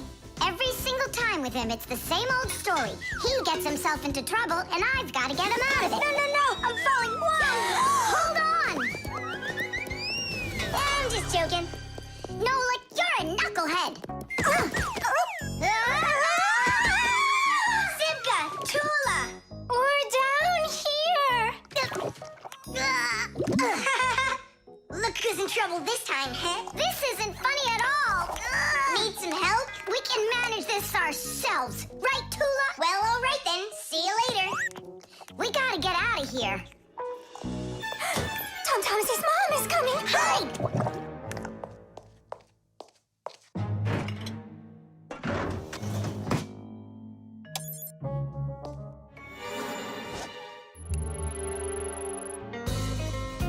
Hi, Tom Thomas. Hi, Nolik. Are you up for a ride? Because this train's leaving the station.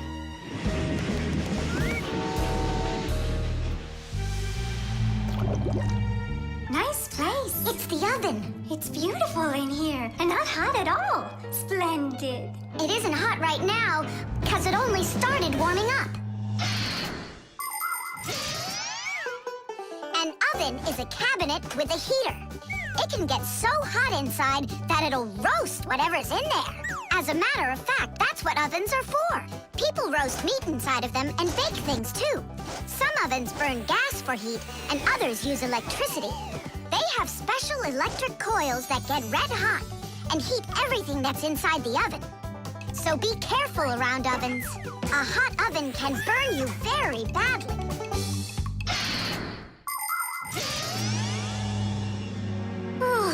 It really is getting so hot. We gotta get out of this oven right away! Simka, we're about to get roasted in here. Yeah, inside of a fresh-baked Fixie cake. I don't want to. You think I do?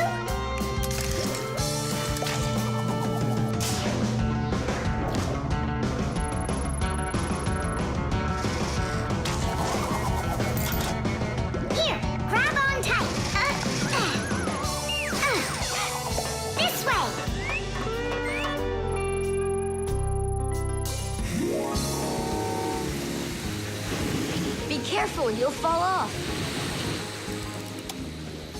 You're just like Simka. She told me the same thing, and then she was the one who fell, right into the batter, together with Tula.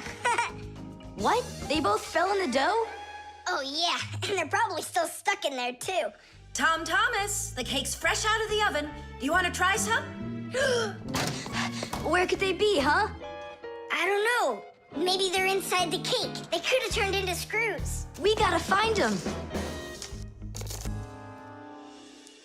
Hey, what are you doing? Eat. Stop playing. Hey, watch out. You could break your teeth. The first ovens in ancient homes were nothing more than simple fire pits where people cooked on hot coals. Later on, the stove was invented. Every house had a stove made out of stone, clay, or cast iron. People would burn wood or coal in them. These stoves produced enough heat to make soup or bake a cake. And then in the 19th century, the gas stove was invented. Gas stoves are much more practical than wood-burning stoves. 1 second and the gas is burning. A few more minutes and the water's boiling. They're very convenient, but they can also be dangerous because if the pipes aren't in good condition, there can be an explosion. Today, there are also stoves and ovens that run with electricity. They use electric heating elements for frying, boiling, or baking foods without fire at all.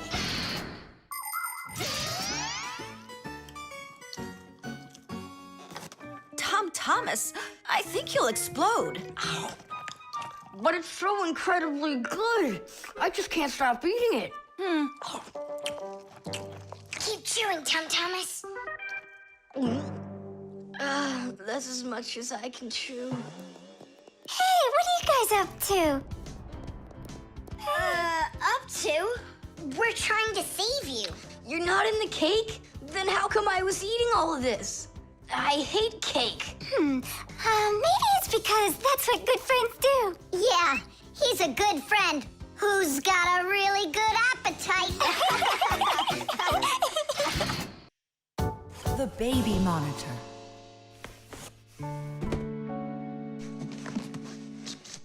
Oh, it's my old baby monitor. On. Check, check. Checking. 1, 2, 3. Checking. It's working. Why don't we give it to the Johnsons? They just had a baby the other day. This is mine, and I'm planning on using it. Aren't you a little too big for it? No, I'm not big at all. Well, I didn't realize that you're still a little boy. And a greedy one at that. They're never gonna notice this. Hey, Fixies, are you here? We're here now. Why did you call us?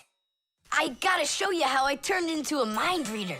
I find that just a little hard to believe. Okay, then I'll show you. I'll leave you alone, and then you'll hide this button wherever you want.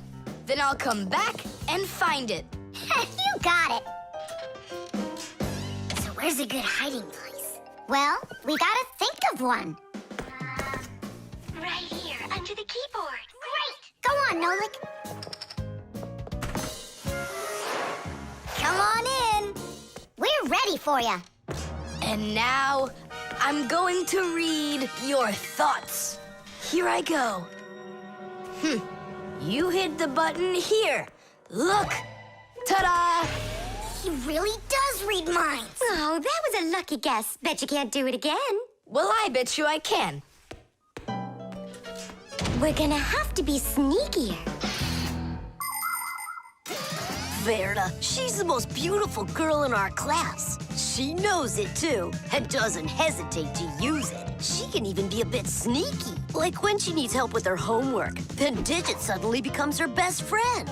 But if she doesn't want to carry her pack-a-mat, she'll say, "Fire, please help me. You're just such a strong Fixie." But all us boys like her just the same. Digit does, and Nolik does, and I guess I do, too. Although, I really like Simka more. Or maybe Verda. Or both of them. I haven't decided yet. Verda can be difficult and even bossy sometimes. But one thing I know for sure, Verda's a good friend. A friend that'll always come help. Well, that is if she's able to pry herself away from the mirror. I think that we should throw it down into this pencil cup. But then we concentrate on another place. That is good, but it won't work, Fixies. Come on in.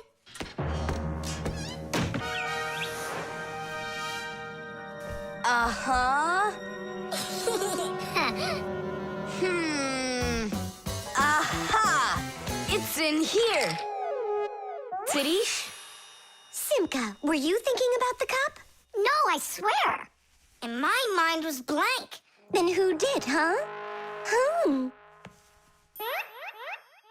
Uh-huh. Tom Thomas, what do you say we go again? As many times as you want.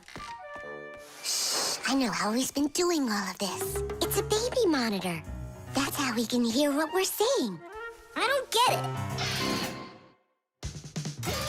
A baby monitor helps parents watch over their babies.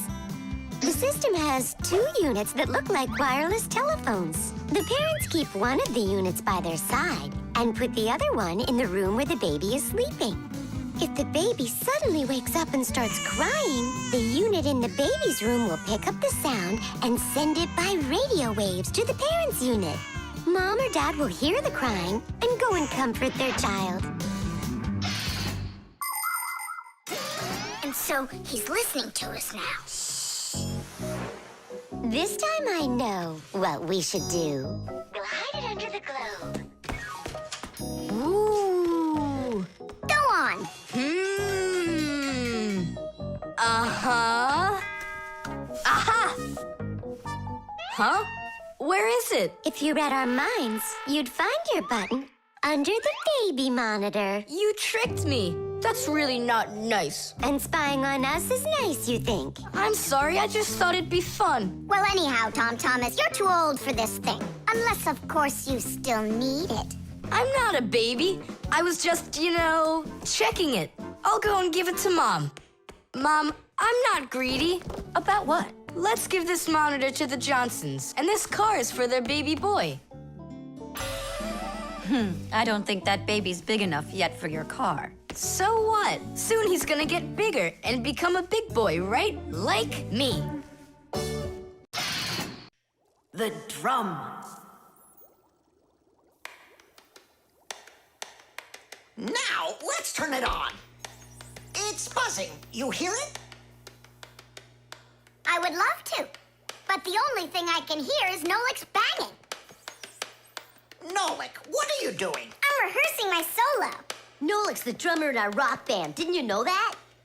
Why don't you go and rehearse somewhere else if you wouldn't mind?